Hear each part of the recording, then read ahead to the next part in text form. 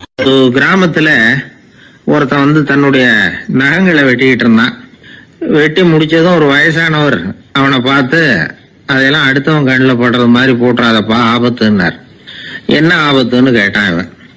எவனாவது பில்லி சூனியம் வைக்கிறவன் எடுத்துட்டு போயிட போறான் அப்படின்னாரு அவர். வேண்டாத ஒருத்தனுக்கு ஏதாவது கெடுதல் பண்ணணும்னா உடனே மந்திரவாதியை தேடி போறது உண்டு. மந்திரவாதி என்ன பண்ணுவாருன்னா, யாருக்கு சூன்யம் வைக்கணுமோ அவனோட காலடி மண்ணு, முடி, நகம் இதையெல்லாம் அவனுக்கு தெரியாம எடுத்துட்டு வா அப்படிம்பார். இது மட்டும் இல்ல, அழுக்கு துணி, வேறு மனித உருவம் மாதிரி செய்யப்பட்ட பொம்மை இதெல்லாம் கூட மந்திரவாதிகள் பயன்படுத்துறது உண்டு. இதெல்லாம் ஏமாத்து வேலை. மனிதனுடைய முடி, நகம் இதெல்லாம் வெட்ட வெட்ட வளருது இல்லையா, அதனால அதுக்குள்ள உயிர் இருக்கிறதாக ஆதி மனிதர்கள் நம்பி இருப்பாங்க. அதனால மனுஷங்கிட்ட இருந்து அதெல்லாம் பிரிக்கப்பட்ட பிறகும் கூட அதுகளுக்கும் அந்த மனுஷனுக்கும் தொடர்பு இருக்கிறதாக அவங்க நம்பினாங்க. அந்த நம்பிக்கை தொடர்ந்து அதோட விளைவாதான் இன்னைக்கு மந்திரவாதிகள் நகத்தையும் முடியையும் எடுக்கிறாங்க. அந்த நகத்துக்கும் முடிக்கும் ஒரு பாதிப்பு உண்டாக்குனா அது சம்பந்தப்பட்டவனுக்கு போய் சேரும் அப்படிங்கறது அவங்க நினைப்பு. அவ்வளவுதான் விஷயம். இது மாதிரி நம்பிக்கைகள் தான் இன்னைக்கு நகம், முடி இதையெல்லாம் மத்தவங்க கண்ணுல படும்படி போடக்கூடாது அப்படிங்கிற வழக்கத்தை உண்டாக்கி விட்டுது. ஒருத்தர் பேரு என்னன்னு கேட்டு தெரிஞ்சுட்டு போய் அந்த பேரை வச்சு அவனோட ராசி பலனை கணிச்சு அவனுக்கு ஏற்பட இருக்கிற கெட்ட நேரத்துல அவனுக்கு சூன்யம் வச்சா அது உடனே பலிக்கும் அப்படின்னு ஒரு நம்பிக்கை. அது மட்டும் இல்ல, சூன்ய தகட்டுல பேரை எழுதி புதைக்கிறதும் உண்டு. இதனாலதான் பெண்கள் கணவன் பேரை சொல்லாத பழக்கம் ஏற்பட்டுதான். அதாவது பேரை கேட்டுக்கிட்டு போய் ஏதாவது கெடுதல் பண்ணிவிட்டா என்ன பண்றது அப்படிங்கிற பயம். அப்படி ஆரம்பிச்ச பழக்கம் தான் இன்னைக்கு ஏதோ மரியாதைக்காக கணவன் பேரை பிறர் முன்னிலையில சொல்றது இல்லை அப்படிங்கறது மாதிரி ஆயிட்டுது. மந்திரவாதிகள் நம்ம ஊர்ல மட்டும்தான் இருக்கிறாங்கன்னு நினைக்காதீங்க, உலகம் பூரா உண்டு. பிசி தீவில் வாழக்கூடிய மக்கள் என்ன செய்வாங்களாம் தெரியுமா? இது மாதிரி மாந்திரீகம், செய்வன, பில்லி, சூனியம் இதெல்லாம் தங்களை பாதிக்காம இருக்கிறதுக்காக வீட்டை சுத்தி அகழி வெட்டி அதுல தண்ணீரை நிரப்பி வச்சிருவாங்களாம். ஆஸ்திரேலியாவில் இருக்கக்கூடிய பழங்குடி மக்கள் கிட்ட ஒரு பழக்கம், ஏதாவது பழங்கள் சாப்பிட்டா அதோட விதைய தண்ணீர்லயோ அல்லது ஆத்துலயோ போட்டுருவாங்களாம். வெளியில போட்டுட்டா அதை எடுத்து செய்வினைக்கு பயன்படுத்திடுவாங்க அப்படிங்கிற பயம். இது மாதிரி உலகம் பூராவும் செய்வினையின் மூலம் அடுத்தவங்களுக்கு பாதிப்பை உண்டு பண்ண முடியும் அப்படிங்கிற நம்பிக்கை இருக்கத்தான் செய்யுது. பொதுவா எல்லா ஊர்லயுமே நகம், முடி, காலடி மண்ணு, மனித உருவ பொம்மை இததான் மந்திரவாதிகள் பயன்படுத்துறாங்களாம். இந்த பில்லி, சூனியம், செய்வினை இதுல இருக்கிற உண்மை என்ன தெரியுமா? நகமோ முடியோ எதையும் செய்யறது இல்ல, சம்பந்தப்பட்டவனுக்கு ஏற்படுற பயம் இருக்கு பாருங்க, அதுதான் பாதிக்கும். இது மனநிலையை பொறுத்த விஷயம், வேற விஞ்ஞான ரீதியான பாதிப்பு இதுல எதுவும் கிடையாது. நம்ம ஊர்ல ஏற்பட்ட பகுத்தறிவு சிந்தனைகள், மூட நம்பிக்கைகளை எவ்வளவோ குறைச்சிருக்குது. இருந்தாலும் ஏமாந்து போறவங்க இன்னும் இருந்துகிட்டு தான் இருக்கிறாங்க. இந்த காலத்துல சின்ன குழந்தைகளை கூட ஏமாத்துறது கஷ்டம். ஒரு குழந்தை கேட்டுதான், ஏன்பா பிரார்த்தனை பண்ணுனா நமக்கு எல்லாம் கிடைக்குமா அப்படின்னு தான். ஓ கிடைக்குமே அப்படின்னாராம் அப்பா. நீ வச்சிருக்கிறிய பேனா அது கூட கிடைக்குமா அப்படின்னு கேட்டுதான் குழந்தை. ஓ கிடைக்கும் அப்படின்னாராம். அப்படின்னா நீ வச்சிருக்கிற பேனாவை என்கிட்ட கொடுத்துரு, அதுக்கப்புறம் நீ பிரார்த்தனை பண்ணி வேற ஒரு பேனாவை வாங்கிக்கோ அப்படின்னு தான் அந்த சின்ன குழந்தை. ஒரு ராஜா இருந்தார். அவர் ஒரு பெரிய கோயில் கட்டினார். பல ஊர்கள்ல இருந்து சிற்பிகள்லாம் கொண்டுகிட்டு வந்தார். அழகழகா சிற்பங்களை செய்ய சொன்னார். ஊர்ல உள்ள ஜனங்களும் கோயில் கட்டுறதுக்கு அவங்களால முடிஞ்ச உதவியை செஞ்சாங்க. ராத்திரி பகலா வேலை நடக்குது. கோயில் கொஞ்சம் கொஞ்சமா வசந்துகிட்டே வந்துட்டுது. அந்த ஊர்ல ஒரு வயசான அம்மா இருந்தாங்க, ரொம்ப ஏழை. அவங்களுக்கு மனசுக்குள்ள ஒரு உறுத்தல், இந்த ஊர்ல எல்லாரும் இந்த கோவில் கட்டுறதுக்கு அவங்களால முடிஞ்ச உதவியை பண்ணிட்டு இருக்கிறாங்க, நம்மளால ஒன்றும் பண்ண முடியலையே அப்படின்னு நினைச்சு கவலைப்பட்டாங்க. அவங்களுக்கு மனசு கேட்கல, ஏதாவது செய்யணும் நம்மளால முடிஞ்சது அப்படின்னு யோசனை பண்ணாங்க. நல்ல வெயில் நேரத்துல சிற்பிகள்லாம் ரொம்ப சிரமப்பட்டு சிலை வடிச்சுக்கிட்டு இருக்கிறாங்கல்ல, அவங்களுக்கு அந்த நேரம் தாகம் எடுக்குமே, அதனால சிரமப்பட்டு ஒரு குடத்துல தண்ணி எடுத்துக்கிட்டு அதை இடுப்புல வச்சுக்கிட்டு மெதுவா கொண்டுகிட்டு அங்க போறது அப்படின்னு முடிவு பண்ணிட்டு அந்த அம்மா போச்சு. அங்க போய் வேலை செய்யறவங்களுக்கு தாகம் எடுக்கிற போலாம் ஒரு கோவலையில தண்ணியை எடுத்து கொடுத்துக்கிட்டு இருக்கிறது. இப்படியே பண்ண ஆரம்பிச்சுட்டு அந்த அம்மா. ஏதோ அந்த அம்மாவால முடிஞ்ச ஒரு சின்ன உதவி இது. இப்படி கொஞ்சம் கொஞ்சமா வேலை நடந்தது. கோபுரம் வசந்தது, எல்லா வேலையும் முடிஞ்சது. இனிமே கடைசியா கற்ப கிரகத்தின் மேல விமானம் அமைக்க வேண்டியதுதான் பாக்கி. அந்த வேலையும் ஆரம்பமாச்சு. அந்த சிற்பிகள்லயே அனுபவசாலியான ஒருத்தர் இந்த அம்மாவை தேடிட்டு வந்தார். பாட்டி, உங்ககிட்ட இருக்கிற ஏதாவது ஒரு பொருளை கொடுங்க, அந்த விமானத்துல வைக்கலாம் அப்படின்னு நாங்க நினைக்கிறோம் அப்படின்னார். இந்த அம்மாவுக்கு ஒன்றும் புரியல. ஏதாவது இருந்தாவில கொடுக்கலாம், எதுவும் இல்லையே, என்ன பண்றது? யோசனை பண்ணாங்க. இத பாருப்பா, என்கிட்ட என்ன இருக்கு, இந்த வாசப்படியில கிடக்குது, இந்த கல்லு தான் இருக்குது, வேணும்னா இத எடுத்துட்டு போங்க அப்படின்னாங்க. உடனே அந்த கல்லை பேத்து எடுத்துட்டு போயிட்டாங்க அவங்க. அங்க போய் பார்த்தா என்ன ஆச்சரியம், அந்த விமானத்து உச்சியில கலசங்களை அமைக்கிறதுக்கான பிரம்ம எந்திரத்தை மூடுற கருங்கல் ஒண்ணு தேவையா இருந்தது. இவங்க எடுத்துட்டு போன கல்லு அதுக்கு ரொம்ப பொருத்தமா அமைஞ்சு போச்சு. ஏதோ அதுக்காகவே அளவெடுத்து செஞ்சது மாதிரி அமைஞ்சுட்டுது. அந்த கல்லையே அங்க அப்படியே பதிச்சுட்டாங்க. ஒரு வழியா கோவிலை கட்டி முடிச்சாங்க. அடுத்தது கும்பாபிஷேகம், அதுவும் ரொம்ப சிறப்பா கோலாகலமா நடந்து முடிஞ்சது. இவ்வளவையும் பார்த்த அந்த ராஜாவுக்கு மனசுக்குள்ள ரொம்ப பெருமையா இருந்தது. இவ்வளவு பெருசா இந்த கோவில் உருவாகிறதுக்கும் இவ்வளவு சிறப்பா இந்த விழா நடக்கிறதுக்கும் நாம தானே காரணம் அப்படின்னு மனசுக்குள்ள நினைச்சுக்கிட்டார். இப்படி நினைச்சுக்கிட்டே அன்னைக்கு ராத்திரி அரண்மனையில படுத்து தூங்கினார். உடனே ஒரு கனவு. ஆண்டவனே அந்த ராஜாவோட கனவுல வந்தார். ராஜா ஆண்டவனை வணங்கினார். இறைவா, உங்களுக்காக நான் கட்டி இருக்கிற கோவில் எப்படி இருக்குது, நல்லா இருக்குதா அப்படின்னு கேட்டார் ராஜா. அதுக்கு இறைவன் சொன்ன பதில் என்ன தெரியுமா? நீ கட்டின கோவில்ல அந்த கிழவியோட நிழல்ல நான் சுகமா இருக்கிறேன் அப்படின்னாராம். இப்படி சொல்லிவிட்டு கடவுள் மறைஞ்சிட்டார். கனவு கலைஞ்சுது. ராஜா விசாரிச்சார், யார் அந்த கிழவி அப்படின்னு. எல்லாரும் விவரத்தை சொன்னாங்க. அப்பதான் ராஜா நினைச்சு பார்த்தார், இந்த கோவிலை நானே கட்டினதாக ரொம்ப பெருமைப்பட்டுக்கிட்டேன். ஆனா அந்த வயசான அம்மா வீட்டு வாசல்ல கிடந்த கல்லு அது இறைவனுக்கு சுகமான நிழல் கொடுக்கறதாக சொல்றாரு அப்படிங்கறத எண்ணி பார்த்தார். நான்கிற எண்ணம் நழுவி போயிட்டுதான். கோபுரம் எவ்வளவு பெருசுங்கிறது முக்கியம் இல்ல, குணம் எவ்வளவு பெருசுங்கிறது தான் முக்கியம். அந்த வயசான அம்மா நம்ம நாட்டுல வாழறது தான் நமக்கு உண்மையான பெருமை அப்படின்னு நினைச்சாராம் ராஜா. இந்த காலத்திலயும் ஒரு ஊர்ல ஒரு கோவில் கட்டினாங்க. எல்லா ஜனங்களும் அவங்களால முடிஞ்சதை செஞ்சாங்க. நம்மால ஒருத்தன் அந்த திருப்பணி குழு தலைவரை போய் பார்த்தான். நான் ஏதாவது ஒத்துழைக்கணுமா ஐயா அப்படின்னு ரொம்ப பணிவா கேட்டான். திருப்பணி குழு தலைவர் சொன்னார், இத பாருப்பா, இந்த கோவில் கட்டி முடிக்கிற வரைக்கும் உன்னுடைய ஒத்துழைப்பு எதுவும் தேவையில்லை. கட்டி முடிச்சு கும்பாபிஷேகம் ஆனதுக்கு அப்புறம் தான் உன்னுடைய ஒத்துழைப்பு ரொம்ப அவசியம் அப்படின்னார். அதுக்கப்புறம் நான் என்ன செய்யணும் சொல்லுங்கன்னா, இவன் இந்த சாமி சிலைய நீ திருடிட்டு போகாம இருக்கணும், அவ்வளவுதான் அப்படின்னாராம் அவர். ஆங்கிலேய ஆட்சி இந்தியாவில நடந்துகிட்டு இருந்த காலம். மூதறிஞர் ராஜாஜி சேலத்துல வழக்கறிஞரா தொழில் நடத்திட்டு இருக்கிறார். அவர் ஒரு சமயம் தன்கிட்ட வேலை செஞ்சுக்கிட்டு இருந்த பணியாளர் ஒருத்தரை கூப்பிட்டார். இத பாருப்பா, இந்த அஞ்சல் தலைய இந்த தபால் கவர்ல ஒட்டிட்டு வா அப்படின்னு சொன்னாராம். அந்த ஆள் உடனே அந்த கவரையும் ஸ்டாம்பையும் வாங்கிட்டு போனார். பசை தடவி ஸ்டாம்பை கவர்ல ஒட்டினார். திருப்பி கொண்டுகிட்டு ராஜாஜி கிட்ட கொடுத்தார். இவர் அதை வாங்கி பார்த்தார். உடனே சிரிக்க ஆரம்பிச்சுட்டாராம். அவரால் சிரிப்பை அடக்க முடியல. அந்த பணியாளரை பார்த்து, ஏன்பா, நாங்க எல்லாரும் எவ்வளவோ பாடுபட்டு முயற்சி பண்ணி போராடிட்டு வர்றோம், ஆனா எங்களால முடியல, எங்களால முடியாத அந்த காரியத்தை நீ ஒரு நிமிஷத்துல செஞ்சுட்டியே அப்படின்னு சொல்லிவிட்டு மறுபடியும் சிரிச்சாராம். பணியாளருக்கு உடனடியா ஒன்னும் புரியல. என்னன்னு பார்த்தார். அப்புறம் ராஜாஜி சொன்னாராம், ஆமாப்பா, நீ ஒரு நிமிஷத்துல பிரிட்டிஷ் மன்னரை கவுத்துட்டியே அப்படின்னாராம். அப்புறம் தான் விவரம் புரிஞ்சிருக்குது. அந்த பணியாளர் மன்னர் உருவம் இருந்த அந்த தபால் தலைய அந்த கவர்ல தலைகீழா ஒட்டி வச்சிருக்கிறார். அதை பார்த்துட்டு தான் ராஜாஜி அப்படி சொன்னாராம். இந்த நகைச்சுவை உணர்வு அவருக்கு இயல்பாவே இருந்தது. சேலத்துல வெங்கட சுப்பையர் அப்படின்னு சொல்லி ஒரு பிரபலமான வக்கீல், அவரும் ராஜாஜியும் ஒரு ஊர்ல பொதுக்கூட்டத்தை முடிச்சுக்கிட்டு திரும்பி ரயில்ல சென்னைக்கு வந்துகிட்டு இருக்கிறாங்க. ராத்திரி நேரம். வெங்கட சுப்பையர் ஜன்னல் ஓரமா உட்கார்ந்து பயணம் பண்ணிட்டு இருக்கிறார்.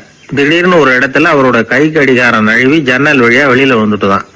அவர் உயிருக்கு உயிரா பாதுகாத்து வச்சிருந்த வாட்ச் அது. ஏன் தெரியுமா?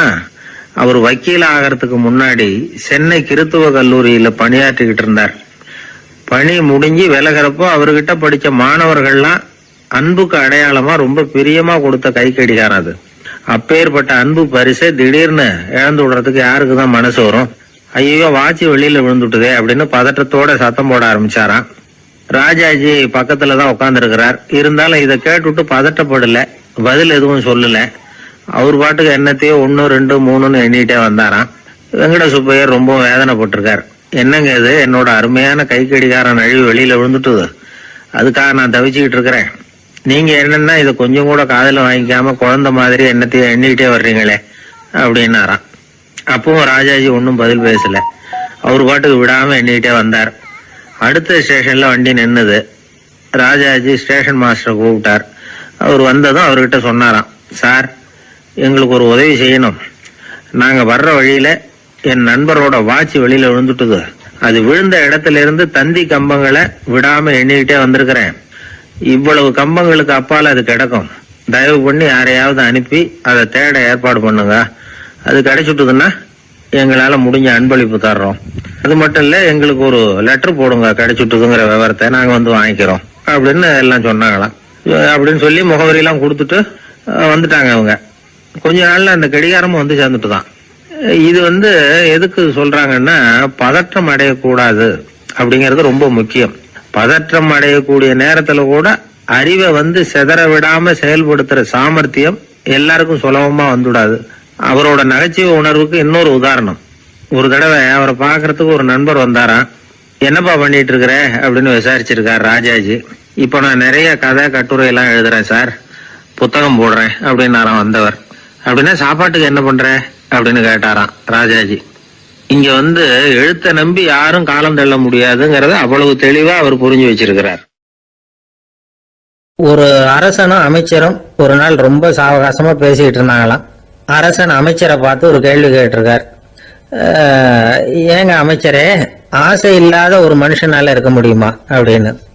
ஏன் முடியாது, துறவி அப்படிங்கிறவங்க எல்லாம் அப்படிப்பட்டவங்க தானே அப்படின்னாராம் அமைச்சர்.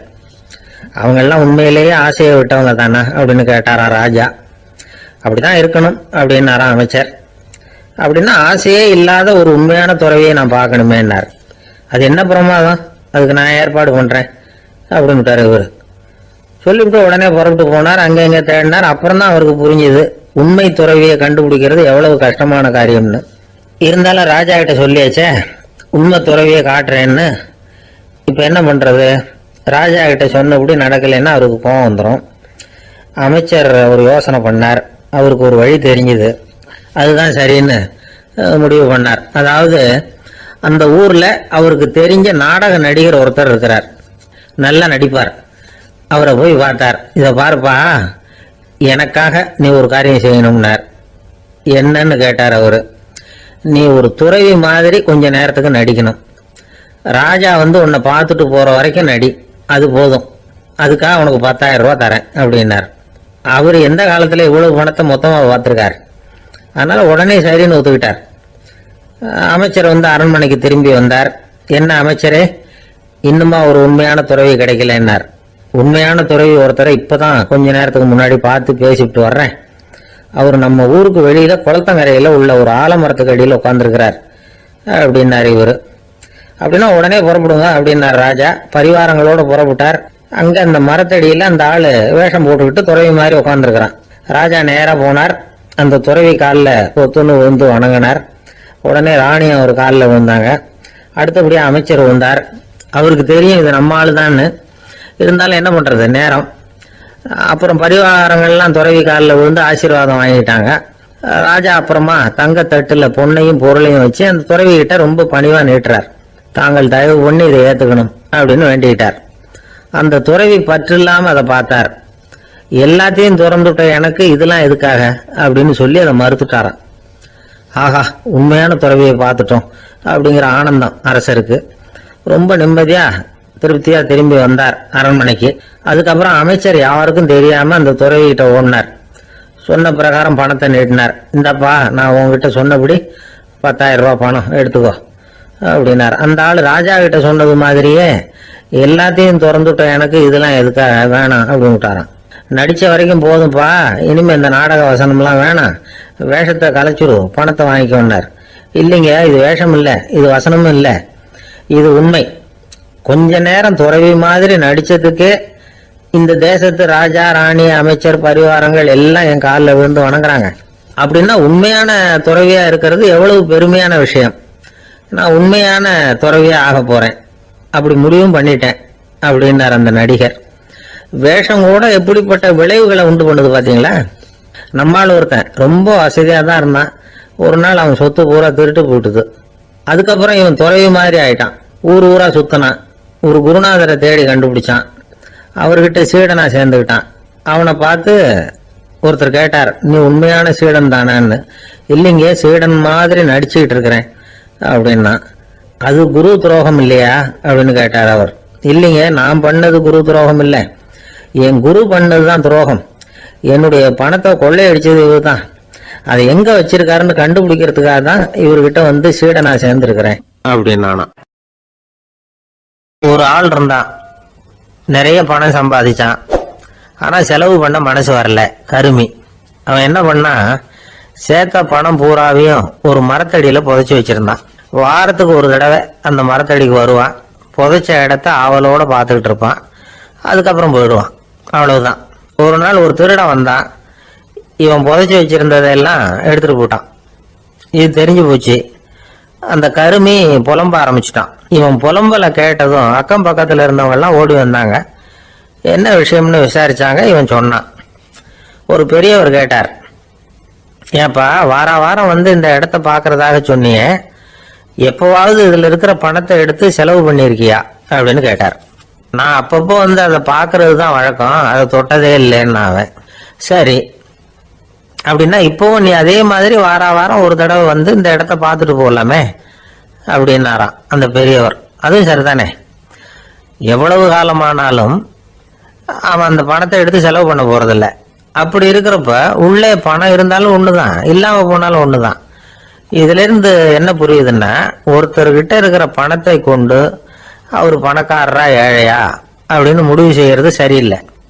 அந்த செல்வத்தை அனுபவிக்கிற திறன், பயன்படுத்துற திறன், அதை வச்சுதான் அவர் ஏழையா பணக்காரரா அப்படிங்கிறத நிர்ணயம் பண்ணணும். அதுதான் சரி. செலவு பண்ண தெரியாதவன் சேகரம் பண்ணிட்டே இருக்கிறதுனால என்ன பிரயோஜனம்? தலைமுடியே இல்லாதவன் தாராளமா சீப்புகளை வாங்கி சேகரம் பண்றது மாதிரி தானே இது. சில சமயம் செலவு பண்ண நாம தயாரா இருந்தா கூட அந்த செல்வம் நமக்கு பயன்படுறதில்லை. அரேபியாவில் ஒரு நகை வியாபாரி விலை உயர்ந்த முத்துக்களை எல்லாம் அவர் வச்சு வியாபாரம் பண்ணிட்டு இருந்தார். அவர் ஒரு சமயம் ஒரு பாலைவனம் வழியா போயிட்டு இருக்கிறார் ஒட்டகத்துல.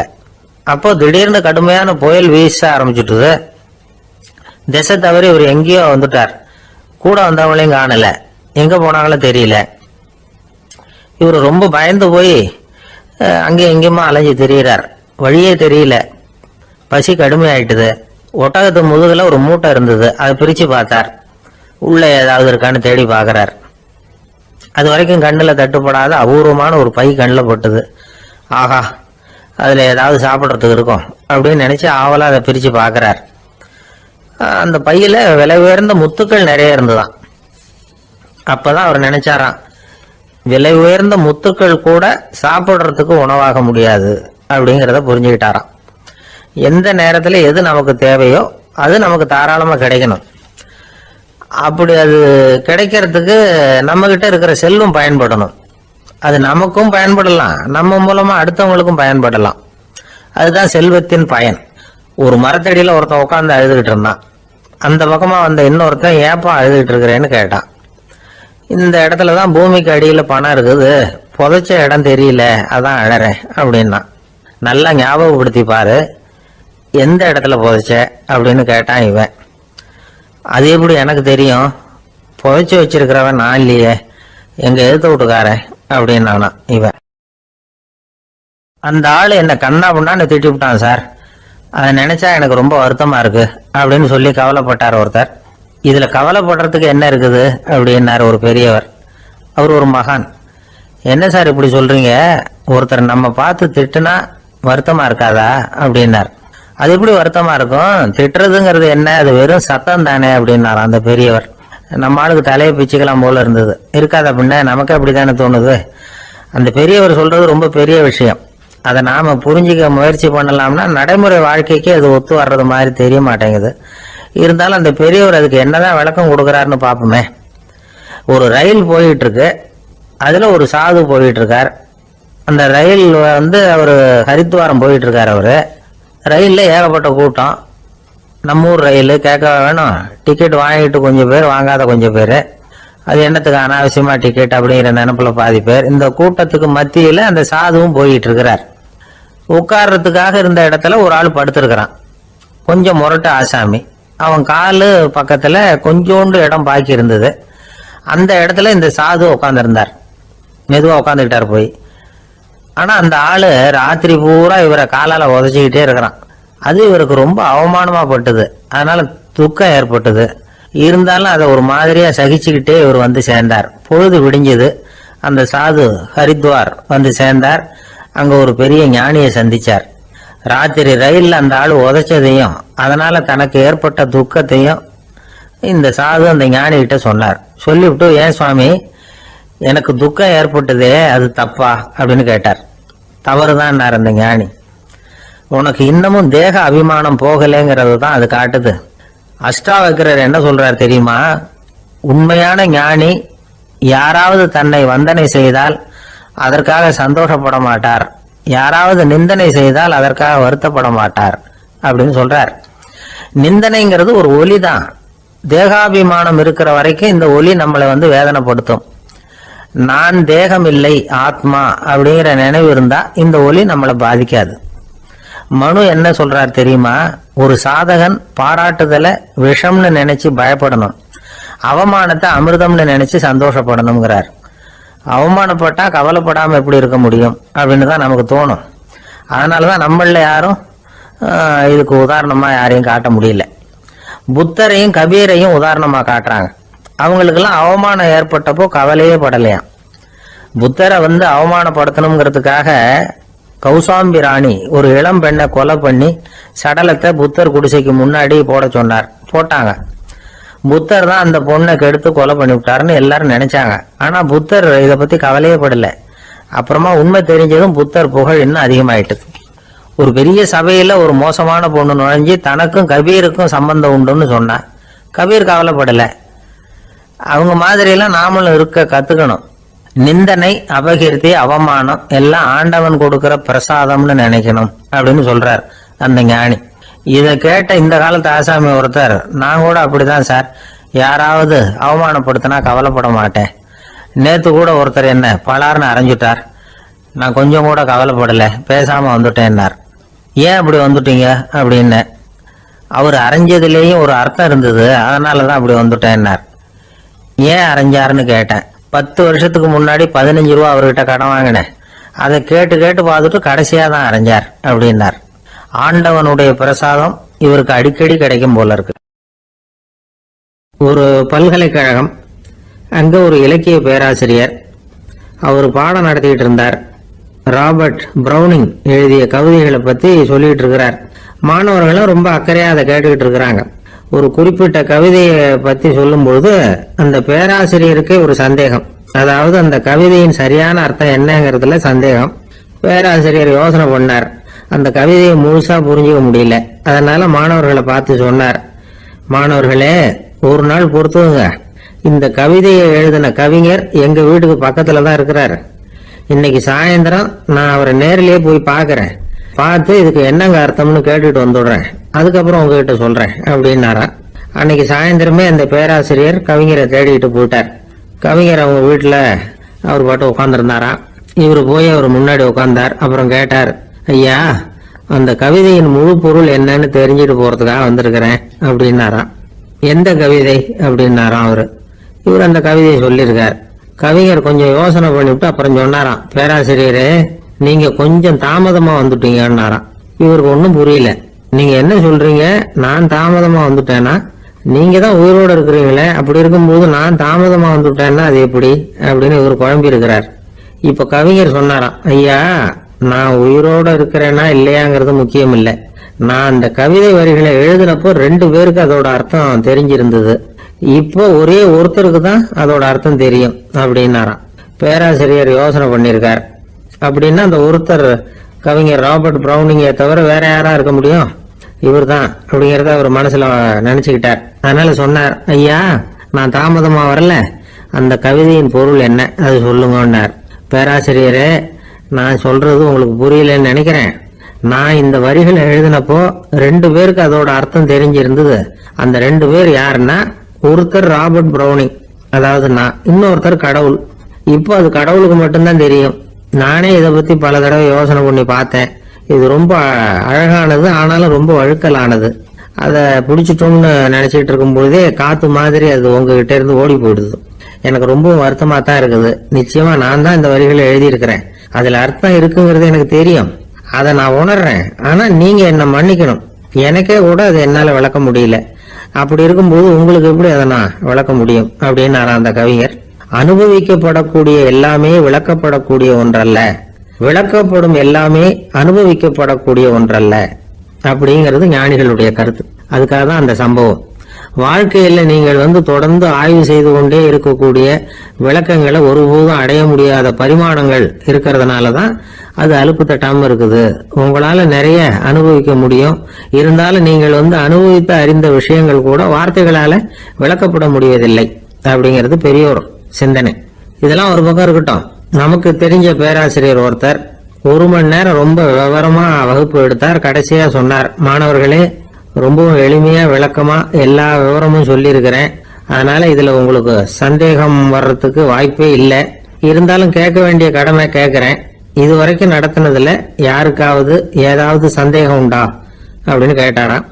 எனக்கு ஒரே ஒரு சந்தேகம் தான் சார் அப்படின்னு எழுந்திரிச்சு நிக்கிறான் ஒருத்தன். என்னன்னு கேட்டாராம்.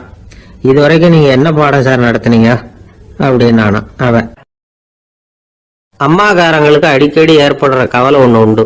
அதாவது குழந்தை சரியா சாப்பிட மாட்டேங்குதே அப்படிங்கிற கவலை. இவங்கெல்லாம் ஒரு விஷயத்த நல்லா புரிஞ்சுக்கணும். குழந்தைகள்ங்கிறவங்க பெரியவங்க மாதிரி இல்ல. அவங்க கடிகாரத்துல மணியை பார்த்துட்டு சாப்பிடுறதுக்கு உட்கார்ற ரகம் கிடையாது. பசிச்சா சாப்பிடுவாங்க, இல்லைன்னா விளையாடுவாங்க அல்லது தூங்குவாங்க. அது புரியாம அவங்கள கட்டாயப்படுத்தி அல்லது மிரட்டி சாப்பிட வைக்கிறது ரொம்ப தப்பு. ஒரு 8 மாச குழந்தைக்கு 3 மணி நேரத்துக்கு ஒரு தடவை பசிக்கும். அந்த நேரம் பார்த்து சாப்பாடு கொடுத்தா அடம் பண்ணாம அது பாட்டுக்கு சாப்பிட்றோம். அதே குழந்தைக்கு 1 வயசு ஆகிறப்போ 4 மணி நேரத்துக்கு ஒரு தடவை பசிக்கும். இந்த வயசுல இயற்கையாவே பசி குறைஞ்சிருக்கும். அது புரியாம என் குழந்தை முன்னாடி மாதிரி இப்ப சரியா சாப்பிட மாட்டேங்கிறான் அப்படின்னு சில பேர் டாக்டர் கிட்ட போய் சொல்லிக்கிட்டு இருப்பாங்க. இன்னொரு விஷயம், ஒரு குழந்தைக்கு வயசு அதிகமாகிற வேகத்துக்கு உடம்பு எடையும் அதிகமாகிக்கிட்டே போவாது. உடம்பு எடை அதிகமாகிற வேகம் குறைஞ்சிக்கிட்டே வரும். 6 மாச குழந்தைக்கு ஒரு வாரத்துல 150 கிராம் எடை கூடும். ஒரு வயசுல வாரத்துக்கு 71 கிராம் எடை கூடும். இது புரியாம அதிகமா சாப்பாட்டை கொடுத்து குழந்தைய கஷ்டப்படுத்தக்கூடாது. ஏன்னா அளவுக்கு மீறின உணவு அஜீரணத்தை உண்டு பண்ணிவிடும். குழந்தைக்கு ஒரு தட்டுல கொஞ்சமா ஆகாரத்தை வச்சு கொண்டுட்டு போய் கொடுக்கணும். மலை மாதிரி குவிச்சு வச்சா அதை பார்த்ததுமே பசி அடங்கி போயிடும். அடிச்சு மிரட்டி பயமுறுத்தி குழந்தைய சாப்பிட வைக்கிற பழக்கம் இருக்கு பாருங்க, அதுக்கு ஃபுட் ஃபோர்சிங் அப்படின்னு பேரு. இப்படி பண்ணுனா குழந்தைக்கு சாப்பாட்டுல விருப்பம் குறைஞ்சிரும், அதை கண்டாவே வெறுக்க ஆரம்பிச்சிரும். அது மாதிரி உளம் சார்ந்த பசி குறைவு, சைக்கோஜெனிக் அனோரெக்சியா, அது ஏற்படுமா. சாப்பாடுங்கிறதே ஒரு தண்டனை மாதிரி தோணும். குழந்தைகளுக்கு பிடிச்ச மாதிரியான ஆகாரத்தை கொடுக்கணும். சத்து அதிகம் இருக்குங்கிறதுக்காக அதுக்கு பிடிக்காத ஆகாரத்தை கொடுத்து கட்டாயப்படுத்தக்கூடாது. குழந்தைகளுக்கு 2 வயசு ஆகிறப்போ இயற்கையாவே எதிர்மறை குணம் உண்டாகும். அதாவது அந்த எதிர்மறையா பேசுறது. இது மாதிரி சமயங்கள்ல நாம என்ன சொல்றோமோ அதுக்கு நேர்மாறா நடந்துக்கும். ஏட்டிக்கு போட்டி. சாப்பிட சொன்னா விளையாட போவோம், விளையாட சொன்னா சாப்பாடு கேட்கும். இதை புரிஞ்சுக்கிட்டு நடந்துக்கணும். குழந்தை சொன்ன பேச்சை கேட்கலேன்னு கோவப்படக்கூடாது. குழந்தை வளர வளர பிடிவாத குணம் வர்றது சகஜம். கேட்டதை வாங்கி கொடுத்தாதான் சாப்பிடுவேன் அப்படின்னு பிடிவாதம் பண்ணும். வாங்கி கொடுத்து விடுறதுதான் உத்தமம். நீங்களும் அதுகிட்ட பிடிவாதம் பண்ணிட்டு இருக்க கூடாது. ஏன்னா கேட்டது கிடைக்கலையேங்கிற ஏமாற்றம் கூட குழந்தையோட பசியை குறைச்சிரும். கேட்டது கிடைச்சிட்டா பசி அதிகமாகும். கொடுத்ததை மலமலன்னு சாப்பிட்றோம். குழந்தைகளுக்கு கண்ட கண்ட நேரத்துல சாப்பிடறதுக்கு எதையாவது வாங்கி கொடுத்துக்கிட்டு இருந்தா சாப்பாட்டு நேரத்துல சாப்பிடாம அடம் பண்ண ஆரம்பிச்சிடும். பள்ளிக்கூடம் போற பிள்ளைங்க காலை உணவை சரியா சாப்பிட மாட்டாங்க. அச்சம், அவசரம், பரபரப்பு இதெல்லாம் தான் காரணம். பள்ளிக்கு புறப்படுறதுக்கு ஒரு 3/4 மணி நேரத்துக்கு முன்னாடியே சாப்பாடு போட்டுருங்க, அது சரியா போடும். படிக்கிற குழந்தைகள் உடல் சோர்வு, மனச்சோர்வு இது காரணமா கூட சாப்பிட மறுக்கிறது உண்டு. இப்போ உதாரணமா சாயந்தரம் விளையாடி விட்டு வீட்டுக்கு வந்ததும் சாப்பிட சொன்னா வேணாம்பாங்க. இது உடல் சோர்வு. ரொம்ப நேரம் வீட்டு பாடங்களை செஞ்சு முடிச்ச கையோட சாப்பிட சொன்னாலும் அவங்களால சரியா சாப்பிட முடியாது. இது உளச்சோர்வு, அதாவது மனச்சோர்வு. இதை தவிர குழந்தைகளுக்கு உடல் நல குறைவு ஏற்பட்டா கூட சாப்பிட மறுக்கிறது உண்டு. சில மருந்து மாத்திரைகள் கூட பசியை குறைச்சிரும். அதனால சரியா தெரிஞ்சுக்கிட்டு குழந்தைகளை சாப்பிட வைக்கணும். அது புரியாம கையில சாப்பாட்டு தட்டை வச்சுக்கிட்டு குழந்தைகளை விரட்டிட்டு அலையக்கூடாது. ஒரு சின்ன பையன் சொன்னான், எங்க அம்மா சாப்பாடு போடுறது தெரிஞ்சா நான் உடனே வீட்டை விட்டு வெளியில ஓடி போடுவேன் அப்படின்னா. ஏன் அப்படி பண்றேன்னு கேட்டோம். எங்க அப்பா கூட அது மாதிரி தான் சார் பண்ணுவார் அப்படிங்கிறான். பந்திக்கு முந்தர ஆசாமிகள் நம்மள பல பேர் உண்டு. அப்படி முந்தறதுக்கு கூட முயற்சி பண்றவங்க நிறைய பேர் இருக்கிறாங்க. இதுல என்ன ஒரு விஷயம்னா, பந்திக்கு முந்தறது கூட தப்பு இல்லை. ஆனா அப்படி ஒரு விருந்துல ஆளா போய் உட்காந்து சாப்பிட்டா கூட வெளியில வர்றப்ப என்ன பெரிய விருந்து வச்சுட்டான், சாம்பார்ல உப்பு இல்லை, ரசத்துல காரம் இல்லை அப்படின்னு குறை சொல்லிட்டே வர்றது இருக்கு பாருங்க. அது சரியில்லை, நாகரிகமும் இல்லை. கல்யாண பத்திரிகையில என்ன போட்டிருக்குது, என் பொண்ணுக்கும் இன்னார் பையனுக்கும் கல்யாணம், எல்லாரும் குடும்பத்தோட வந்திருந்து மணமக்கள் ஆசீர்வதிக்கணும், இப்படித்தானே போட்டிருக்கோம். குடும்பத்தோட விருந்து சாப்பிட்டு சாப்பாடு எப்படி இருக்குன்னு அபிப்பிராயம் சொல்லிவிட்டு போங்க அப்படின்னா போட்டிருக்கு கல்யாண பத்திரிகையில. ஒருத்தர் வீட்டு விசேஷத்துக்கு போயிருக்கோம்னா எவ்வளவோ அசௌகரியங்கள் நமக்கு ஏற்படலாம். ஏராளமான கூட்டம் வந்திருக்கும். எல்லாரையும் அவங்க தனித்தனியா கவனிச்சுக்கிட்டு இருக்க முடியாது. நாம தான் அனுசரிச்சு நடந்துக்கணும். நாமளா போய் வாழ்த்த வேண்டியவங்களை வாழ்த்தி விட்டு சேரணும். அதை விட்டுட்டு பத்திரிக்கை கொடுத்தானேன்னு போனேன், கவனிப்பே சரியில்லை அப்படின்னு புலம்பிக்கிட்டு இருக்கக்கூடாது. ஒரு விருந்துக்கு போனா அங்க எப்படி நடந்துக்கணும் அப்படிங்கறத பத்தி கூட அனுபவசாலிகள் சில விவரங்கள்லாம் சொல்லியிருக்கிறாங்க. இந்த காலத்துல கல்யாணம், பிறந்த நாள், அது இதுன்னு நிறைய விருந்துகள் நடக்குது. அதெல்லாம் எதுக்காக? மனித உறவுகளை வளர்த்துக்கிறதுக்காக தான், வேற எதுக்கு? ஒரு விருந்துக்கு போனா அமைதியா பொறுமையா போய் உட்காரணும். அடிச்சு பிடிச்சிக்கிட்டு இடத்த பிடிக்க போறேன் அப்படின்னு நிற்கக்கூடாது. முதல் பந்தி நடந்துகிட்டு இருந்தா அது முடிஞ்சு இலை எடுத்து சுத்தம் பண்ணதுக்கு அப்புறம் போய் உட்கார்றது தான் நாகரீகம்.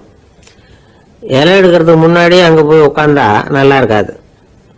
நீங்க சாப்பிட்டுட்டு உட்காந்துருக்கீங்களா, சாப்பிட்றதுக்கு உட்காந்துருக்கீங்களா, பாக்குறவங்களுக்கு சந்தேகம் வந்துடும். அதே மாதிரி இலையில எல்லா ஐட்டமும் பரிமாறினதுக்கு அப்புறம் சாப்பிட ஆரம்பிக்கணும். ஒவ்வொரு ஐட்டமா வைக்க வைக்க நாம பாட்டுக்கு எடுத்து உள்ள தள்ளிட்டே இருந்தோம்னா எதை வச்சோம் எதை வைக்கலன்னு பரிமாறினவரே குழம்பி போயிடுவார்.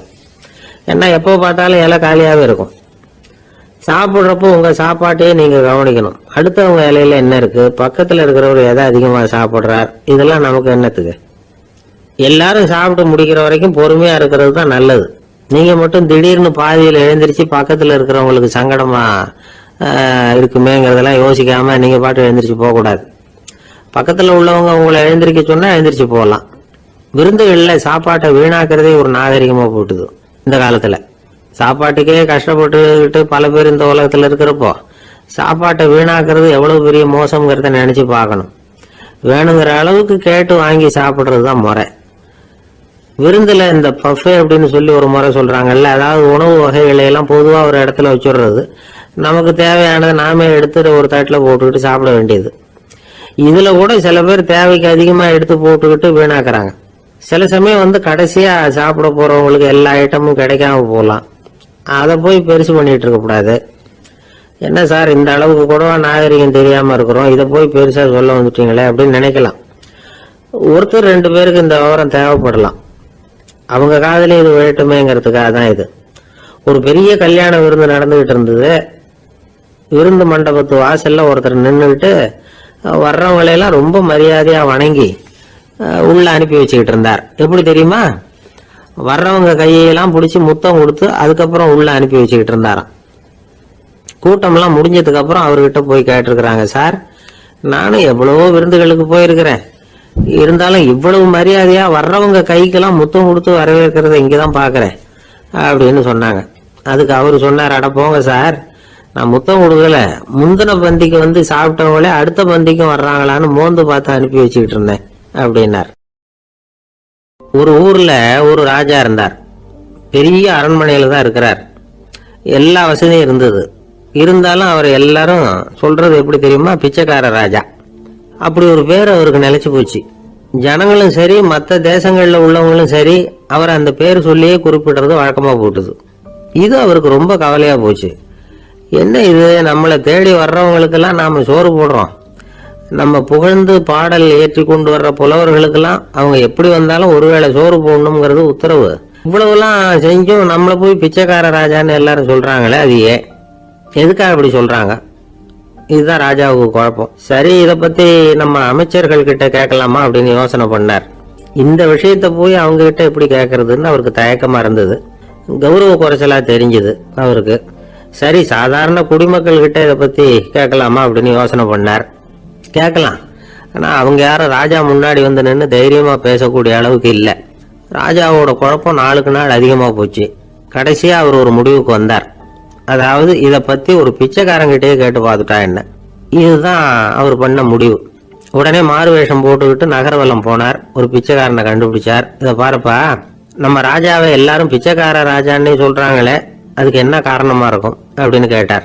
அதுக்கு அவன் சொல்றான், இதுக்கான பதில இன்னும் ஒரு 30 நாள்ல சொல்றேன் அப்படின்னா. உடனே இவருக்கு சந்தோஷம். உண்மையை அவங்ககிட்ட சொன்னார். நான் வேற யாரும் இல்லை, நான் தான் இந்த நாட்டு ராஜா. இப்ப நீ என் கூடவே வந்துரு, அரண்மனையிலேயே தங்கிக்கோ.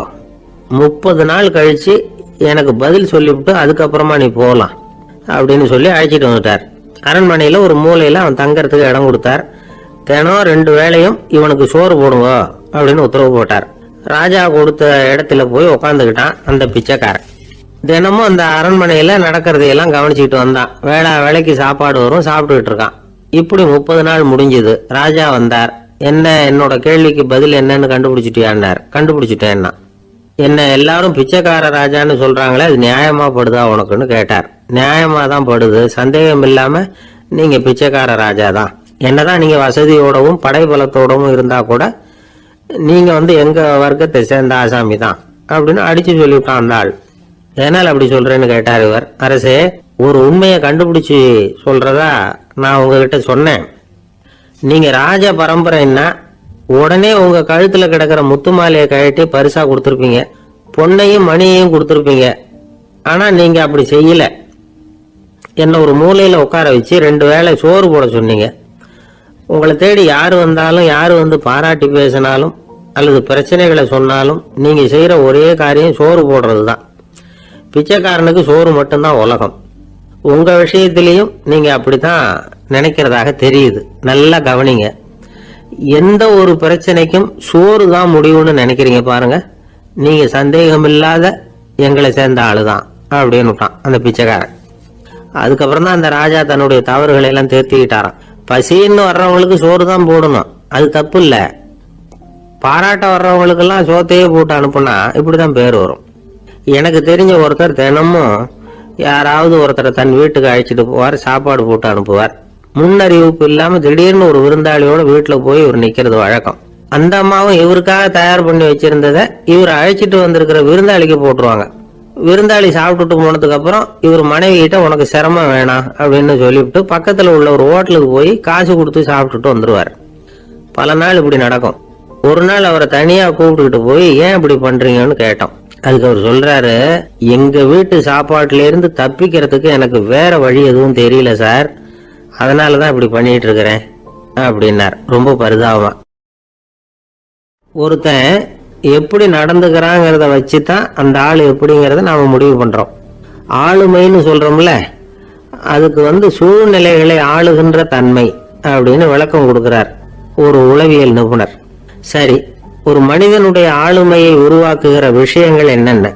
பிறப்பு, வளர்க்கப்பட்ட விதம், படிப்பு, நண்பர்கள், சமுதாயம், இப்படி நிறைய உண்டு. ஆளுமையின் அடிப்படையில் சில மனநோய்கள் உண்டாகுது. அதெல்லாம் என்னென்னங்கிறத தெரிஞ்சு வச்சுக்கிட்டோம்னா நம்ம கூட இருக்கிறவங்களை அடையாளம் கண்டுபிடிக்கிறதுக்கு அது ரொம்ப உபயோகமா இருக்கும். ஃப்ரெனாய்டு ஆளுமை அப்படின்னு ஒண்ணு. இந்த கோளாறு உள்ளவங்க எப்படி இருப்பாங்க தெரியுமா? அதிக உணர்ச்சி, சந்தேகம், பொறாமை இதெல்லாம் அதிகமா இருக்கும். வளைஞ்சு கொடுக்க மாட்டாங்க. அடுத்தவங்களோட இணக்கமான உறவு இருக்காது. அவங்க செய்யற தப்புக்கெல்லாம் அடுத்தவங்களை குறை சொல்லிட்டு இருப்பாங்க. இது ஒரு ரகம். அடுத்தது ஸ்கிசாய்டு ஆளுமை அப்படின்னு சொல்றாங்க. இந்த கோளாறு உள்ளவங்க அடுத்தவங்களோட பழக கூச்சப்படுவாங்க. சின்ன வயசுலேயே இது ஆரம்பமாயிடுது. பகல் கனவுலேயே சஞ்சரிப்பாங்க. அவங்களுடைய விரோதம், கோபம் இதை கூட வெளியில காட்டிக்க முடியாம இருப்பாங்க. இவங்களுக்கு அகமுகம், பிரச்சனைகள்ல இருந்து ஒதுங்கி எதுலேயும் ஈடுபாடு இல்லாதவங்களா இருப்பாங்க. இப்படி ஒரு ரகம். அடுத்தது சைக்ளோதமிக் ஆளுமை அப்படின்னு சொல்றாங்க. அது என்னன்னா உணர்ச்சிகள்ல ஏற்றத்தாழ்வு அதிகமா இருக்குமா. சில சமயம் பார்த்தா மகிழ்ச்சியா இருப்பாங்க, சில சமயம் சோகமா உட்கார்ந்துருப்பாங்க. அவங்க மனநிலைக்கு தகுந்த மாதிரி சமூக நிகழ்ச்சிகள்ல பங்கெடுத்துக்குவாங்க. இன்னொரு வகை என்னன்னா எண்ண பீடிகை ஆளுமை அப்படின்னு பேர் வச்சிருக்கிறாங்க. அதுக்கு இவங்களுக்கெல்லாம் கரெக்டாக இருக்கணும், எல்லாம் சட்டத்திட்டம் இதுலேயும் ஒரு ஒழுங்குமுறை, இப்படி எதிர்பார்க்குற மனோபாவம். இவங்க எதிர்பார்ப்புக்கும் அரண்முறைக்கும் மற்றவங்க கட்டுப்படணும்னு நினைப்பாங்க. இந்த நிலைமை நீடிச்சா என்ன ஆகும் தெரியுமா? அலைக்கழிக்கிற எண்ணங்கள் திரும்ப திரும்ப ஒரே செயலை செய்ய தூண்டுற மன தளர்ச்சிக்கு ஆளாயிடுறாங்க. அடுத்தது ஹிஸ்டீரியா ஆளுமை. சின்ன விஷயத்தையெல்லாம் பெருசுபடுத்தி நாடகமாக்குற நடிகர்கள் இவங்க. உணர்ச்சி அதிகம் உள்ளவங்க. இவங்க மன எழுச்சியில பக்குவமின்மை, குழந்தைத்தனம், முதிர்ச்சியின்மை எல்லாம் இருக்கும். தன்னலம் மிக்க குணம், பிறர் தன்னை மட்டுமே கவனிக்கணும்னு நினைச்சு செயல்படுறது, இதெல்லாம் இவங்க அடையாளம். அடுத்த ரகம் எப்படின்னா வளர்ச்சியற்ற ஆளுமைன்னு சொல்றாங்க. அடுத்தவங்களோட இணங்கி போக முடியாதவங்க, அறிவு, மன எழுச்சி, சமூக உறவு இதுல எல்லாம் போதுமான வளர்ச்சியையும் நிறைவையும் பெற முடியாதவங்க. இவங்களால வாழ்க்கையில முன்னேற முடியாது. பிச்சைக்காரங்க, குற்றவாளிகள் இவங்க கிட்ட எல்லாம் இது மாதிரியான ஆளுமை அதிகமா இருக்குமா. அடுத்தது என்னன்னா சோர்வுடைய ஆளுமை. எதுலயும் உற்சாகம் இல்லாம சோர்ந்து போயிருப்பாங்க. அதுக்கெல்லாம் நமக்கு வலிமை இல்லப்பா அப்படின்னு சொல்லிட்டு இருப்பாங்க. சின்ன விஷயங்களுக்கெல்லாம் அதிர்ச்சி அடையிறது, வாழ்வின் சுவையை அனுபவிக்க முடியாதவங்க. இன்னொரு ரகம் இது கொதித்தெழும் ஆளுமைங்கிறாங்க. எதுக்கு எடுத்தாலும் ஆத்திரம், குரோதம், வன் செயல் இதுல எல்லாம் ஈடுபாடு இப்படி உள்ளவங்க. நத்தை வகை ஆளுமை அப்படின்னு ஒண்ணு. அடுத்தவங்க மேல விரோதம் இருக்கும், அடிக்கணுங்கிற எண்ணம் இருக்கும். ஆனா அதை அப்படியே வெளியில காட்டாம அதே சமயம் அமைதியான முறையில வெறுப்பை வெளிக்காட்டுற ரகம். இவங்கெல்லாம் பேசாம கம்முன்னு இருந்துகிட்டே நினைச்சதை நிறைவேற்றிடுவாங்க. முன்ஜாக்கிரதை ஆளுமை அப்படின்னு ஒரு ரகமா. பாதுகாப்பின்மை, சந்தேகம், முழுமையின்மை, அறவேக்காட்டுத்தனம் இந்த மனப்போக்கு அதிகமா இருக்கிறதுனால அகம்பாவம், புடிவாதம், எச்சரிக்கை எல்லாம் அளவுக்கு மீறி இருக்கும். இதுவரைக்கும் நாம பேசிக்கிட்டு இருந்த ஆளுமை பண்புகள் அளவுக்கு அதிகமா போயிட்டுதுன்னா ஆளுமை கோளாறுகள் ஏற்படும். அதன் அடிப்படையில மனவியாதிகள் வருமா. அதனால இணக்கமான, எல்லாரும் விரும்புகிற இயல்பான ஆளுமையை பெறுவதற்கு நாம முயற்சி செய்யணும் அப்படிங்கிறது மனோதத்துவ நிபுணர்களுடைய ஆலோசனை. ஒருத்தர் ஒரு மனோதத்துவ டாக்டரை தேடிட்டு வந்தாராம். டாக்டர், எனக்கு மனசுல ஏதோ வியாதி, ஆளுமை கோளாறு, அதாவது எனக்கு சீக்கிரமா செத்து போனா தேவையில்லைன்னு தோணுது அப்படின்னாராம். உடனே அந்த டாக்டர், சரி அப்படின்னா இங்கே இருங்க, நான் வைத்தியம் பாக்குறேன் அப்படின்னாராம். ஆபீஸ் முடிஞ்சு வீட்டுக்கு போற சமயத்துல ஒருத்தர் கடைக்கு போய் ஸ்வீட் வாங்கினார். சரி, வீட்டுக்கு பிள்ளைங்களுக்கு தான் வாங்கிட்டு போறார் அப்படின்னு மற்றவங்க நினைச்சாங்க. அவரு அப்படி செய்யல. அந்த இடத்துலயே பொட்டலத்தை பிரிச்சார். திருட மாதிரி அப்படியே சுத்தி ஒரு தரம் பார்த்துக்கிட்டார். யாரும் தெரிஞ்சவங்க இல்லைங்கிறத முடிவு பண்ணிட்டு அவசரமா அதை அப்படியே போட்டு முழுகிவிட்டு கையை தொடச்சிக்கிட்டு நல்ல புள்ள மாதிரி நடந்து போக ஆரம்பிச்சிட்டார். அவர் யாருன்னா, அவரோட பிரச்சனை எல்லாருக்கும் தெரியாது, சில பேருக்கு தான் தெரியும். அதாவது அவர் உடம்புல சர்க்கரை இருக்குன்னு டாக்டர் சொல்லிவிட்டாராம். அதனால வீட்டில் சர்க்கரையே இவர் கண்ணில் காட்டுறதில்ல. அதனால இவர் யாரு கண்ணிலையும் படாமல் இப்படிப்பட்ட வேலைகள்லாம் செய்கிறது வழக்கம். யாருக்கும் தெரியாமல் இப்படி ஸ்வீட்டை வாங்கி சாப்பிட்டுட்டு அவர் பாட்டுக்கு போயிடுறது. இப்படிப்பட்டவங்களுக்கெல்லாம் கொஞ்சம் ஆறுதலான தகவல் இன்னைக்கு. அது என்னன்னா, நாம சாப்பிடுற சர்க்கரைக்கும் நம்ம உடம்புல உள்ள சில கோளாறுகளுக்கும் அப்படி என்னதான் சம்பந்தம் இருக்குது. இதை பத்தி சமீபத்துல சில ஆராய்ச்சிகள்லாம் நடந்திருக்குது.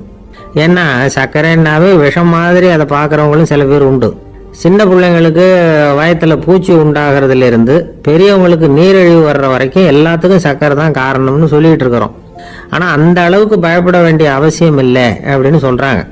சர்க்கரை வியாதி, இருதய நோய், பித்த நீர்ப்பை நோய் இதெல்லாம் சில நோய்கள்லாம் நாம சாப்பிட்ற சர்க்கரைக்கும் தொடர்பு இருக்குன்னு நினைக்கிறோம். ஆனா அப்படி சம்பந்தம் உண்டுங்கிறதுக்கு போதுமான அளவுக்கு ஆதாரம் இல்லை அப்படிங்கிறாங்க ஆராய்ச்சியாளர்கள். ஒரே ஒரு சம்பந்தம் தான் உறுதியா இருக்குதான். அதுவும் இந்த பல் சிதைவு அப்படின்னு இருக்கு இல்லையா, அந்த சர்க்கரை சாப்பிட்றதுக்கும் இந்த பல் சிதைவுக்கும் சம்பந்தம் இருக்கு அப்படிங்கிறத மட்டும் உறுதியா சொல்றாங்க. சர்க்கரைன்னா நாம சாப்பிட்ற ஜீனி மட்டும் இல்லை, பழம், காய்கறி, பால், தேன் இப்படி எல்லாத்துலேயும் அது இருக்குது. கேரட்டு கொடுக்குற சத்துல 88% சர்க்கரை, ஆப்பிள் கொடுக்குற சக்தியில் 95% சர்க்கரை. இது ஜீனி சர்க்கரை, இது ஆப்பிள் சர்க்கரை அப்படிங்கிற வித்தியாசம்லாம் உடம்புக்கு கிடையாது.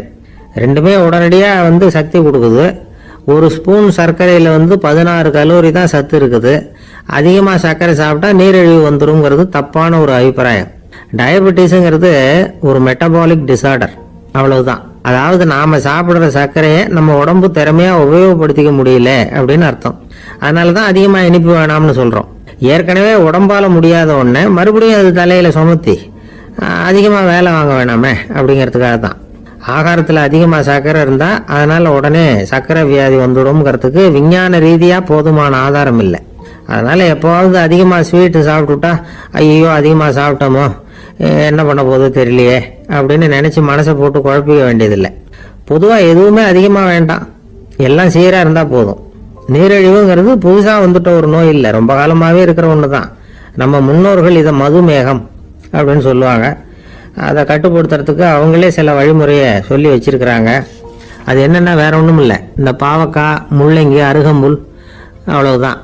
வெள்ளை முள்ளங்கி இருக்குல்ல, அதை வாரத்துக்கு 3 நாள் சாப்பிட்டுக்கிட்டு வாங்க. நூலுக்கோல் ரொம்ப நல்லது.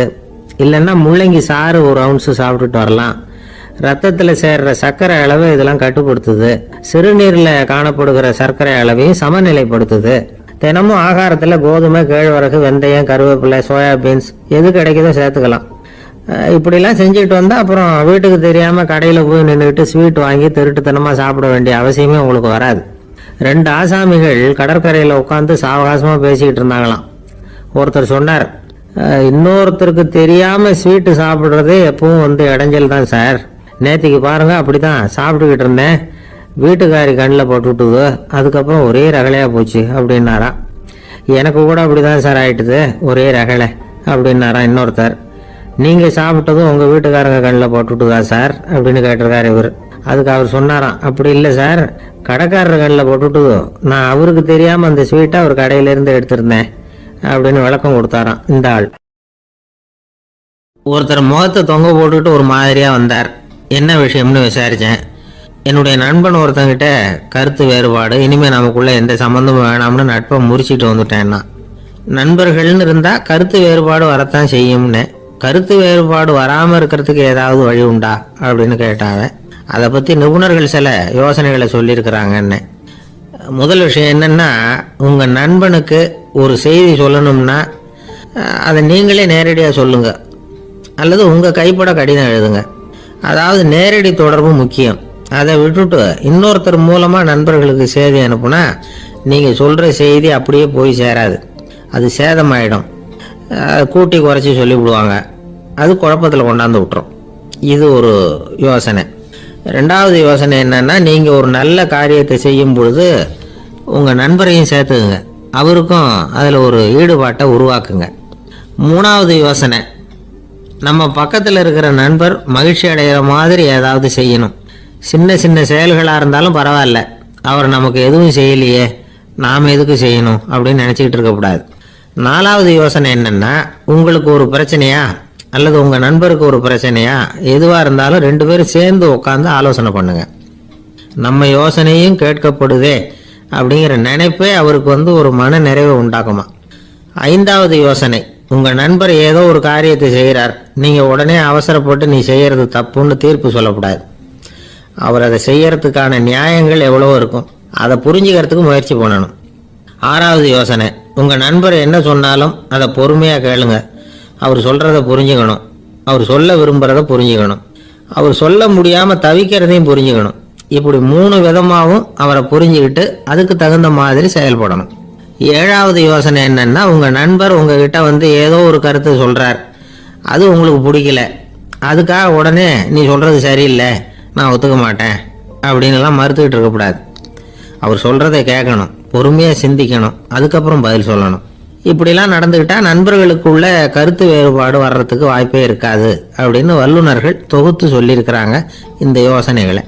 எனக்கு தெரிஞ்ச சில நண்பர்கள் உண்டு, அவங்களுக்குள்ளேயும் கருத்து வேறுபாடுகள் வராமல் இருக்கிறதுக்கு சில நுட்பங்களை கையாளுறது உண்டு. ஒருத்தர் சொன்னார், அந்த டாக்டர் சின்ன வயசுலேருந்து என் கூட பழகினவர், நாங்கள் 2 பேரும் இணை பிரியாத நண்பர்கள், இருந்தாலும் எனக்கு உடம்பு சரியில்லைன்னா நான் அவர்கிட்ட வைத்தியம் பார்த்துக்க மாட்டேன் அப்படின்னார் ஒருத்தர். ஏன் அப்படின்னு கேட்டேன். எங்கள் நட்பு கெட்டுப்படக்கூடாது இல்லையா, அதனால தான் அப்படின்னாரு இவர். மகாபாரத யுத்தம் முடிஞ்சுது. தர்மர் சக்கரவர்த்தி ஆனார். பீஷ்மர் யுத்த பூமியில அம்பு படுக்கையில படுத்து கிடக்கிறார், உயிரை விட போறார். சூரியன் வட திசை அடையிற உத்தராயண புண்ணிய காலத்தை எதிர்பார்த்து காத்துக்கிட்டு இருக்கிறார். அந்த சமயத்துல தர்மர் கண்ணங்கிட்ட அனுமதி வாங்கிக்கிட்டு பீஷ்மரை பாக்கிறதுக்காக குருக்ஷேத்திரத்துக்கு வர்றார். தம்பிமார்கள், திரௌபதி எல்லாரும் கூட வர்றாங்க. பீஷ்மரை பார்த்து எல்லாரும் வணங்குறாங்க. யுதிஷ்டர் பீஷ்மர்கிட்ட வர்ணம், ஆசிரமம், மக்கள் கடமை, அரசருடைய கடமை, இது மாதிரி விஷயங்களை பத்தி நிறைய கேள்விகள்லாம் கேட்கிறார். அவரு ஒவ்வொன்னா கேட்டுக்கிட்டு இருக்கிறாரு. பீஷ்மரும் அதுக்கு தகுந்த பதில் சொல்லிட்டு இருக்கிறார்.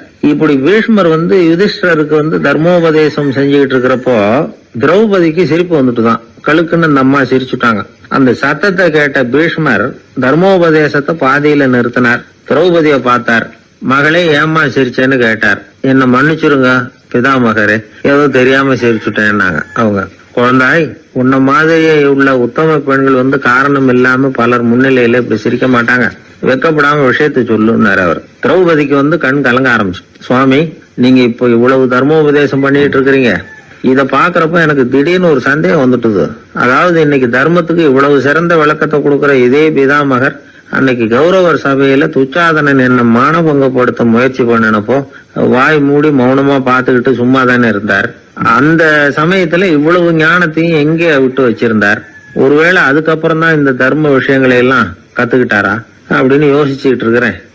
அப்படி யோசிச்சப்பதான் அந்த சிரிப்பு வந்துட்டுது. என்ன மன்னிச்சிருங்க அப்படின்னாங்களாம். பிதாமகர் இதுக்கு அமைதியா பதில் சொல்ல ஆரம்பிச்சார். குழந்தாய், உன்னோட கேள்வி நியாயமானதுதான். இதுல உன்னை நான் மன்னிக்கிறதுக்கு என்னமா இருக்கு? துரியோதனன் சபையில நான் இருந்தப்போ எனக்கு அந்த அறிவு இருக்கதான் செய்தது. ஆனா துஷ்டனான துரியோதனன் உணவை நான் அப்ப சாப்பிட்டுக்கிட்டு இருந்தேன். அவன் போட்ட சாப்பாட்டை சாப்பிட்டுக்கிட்டு இருந்தேன். அது காரணமா என்னுடைய அறிவு மழுங்கி போச்சு. நல்லது கெட்டதை பத்தி ஆலோசிக்க முடியாம போயிட்டுது.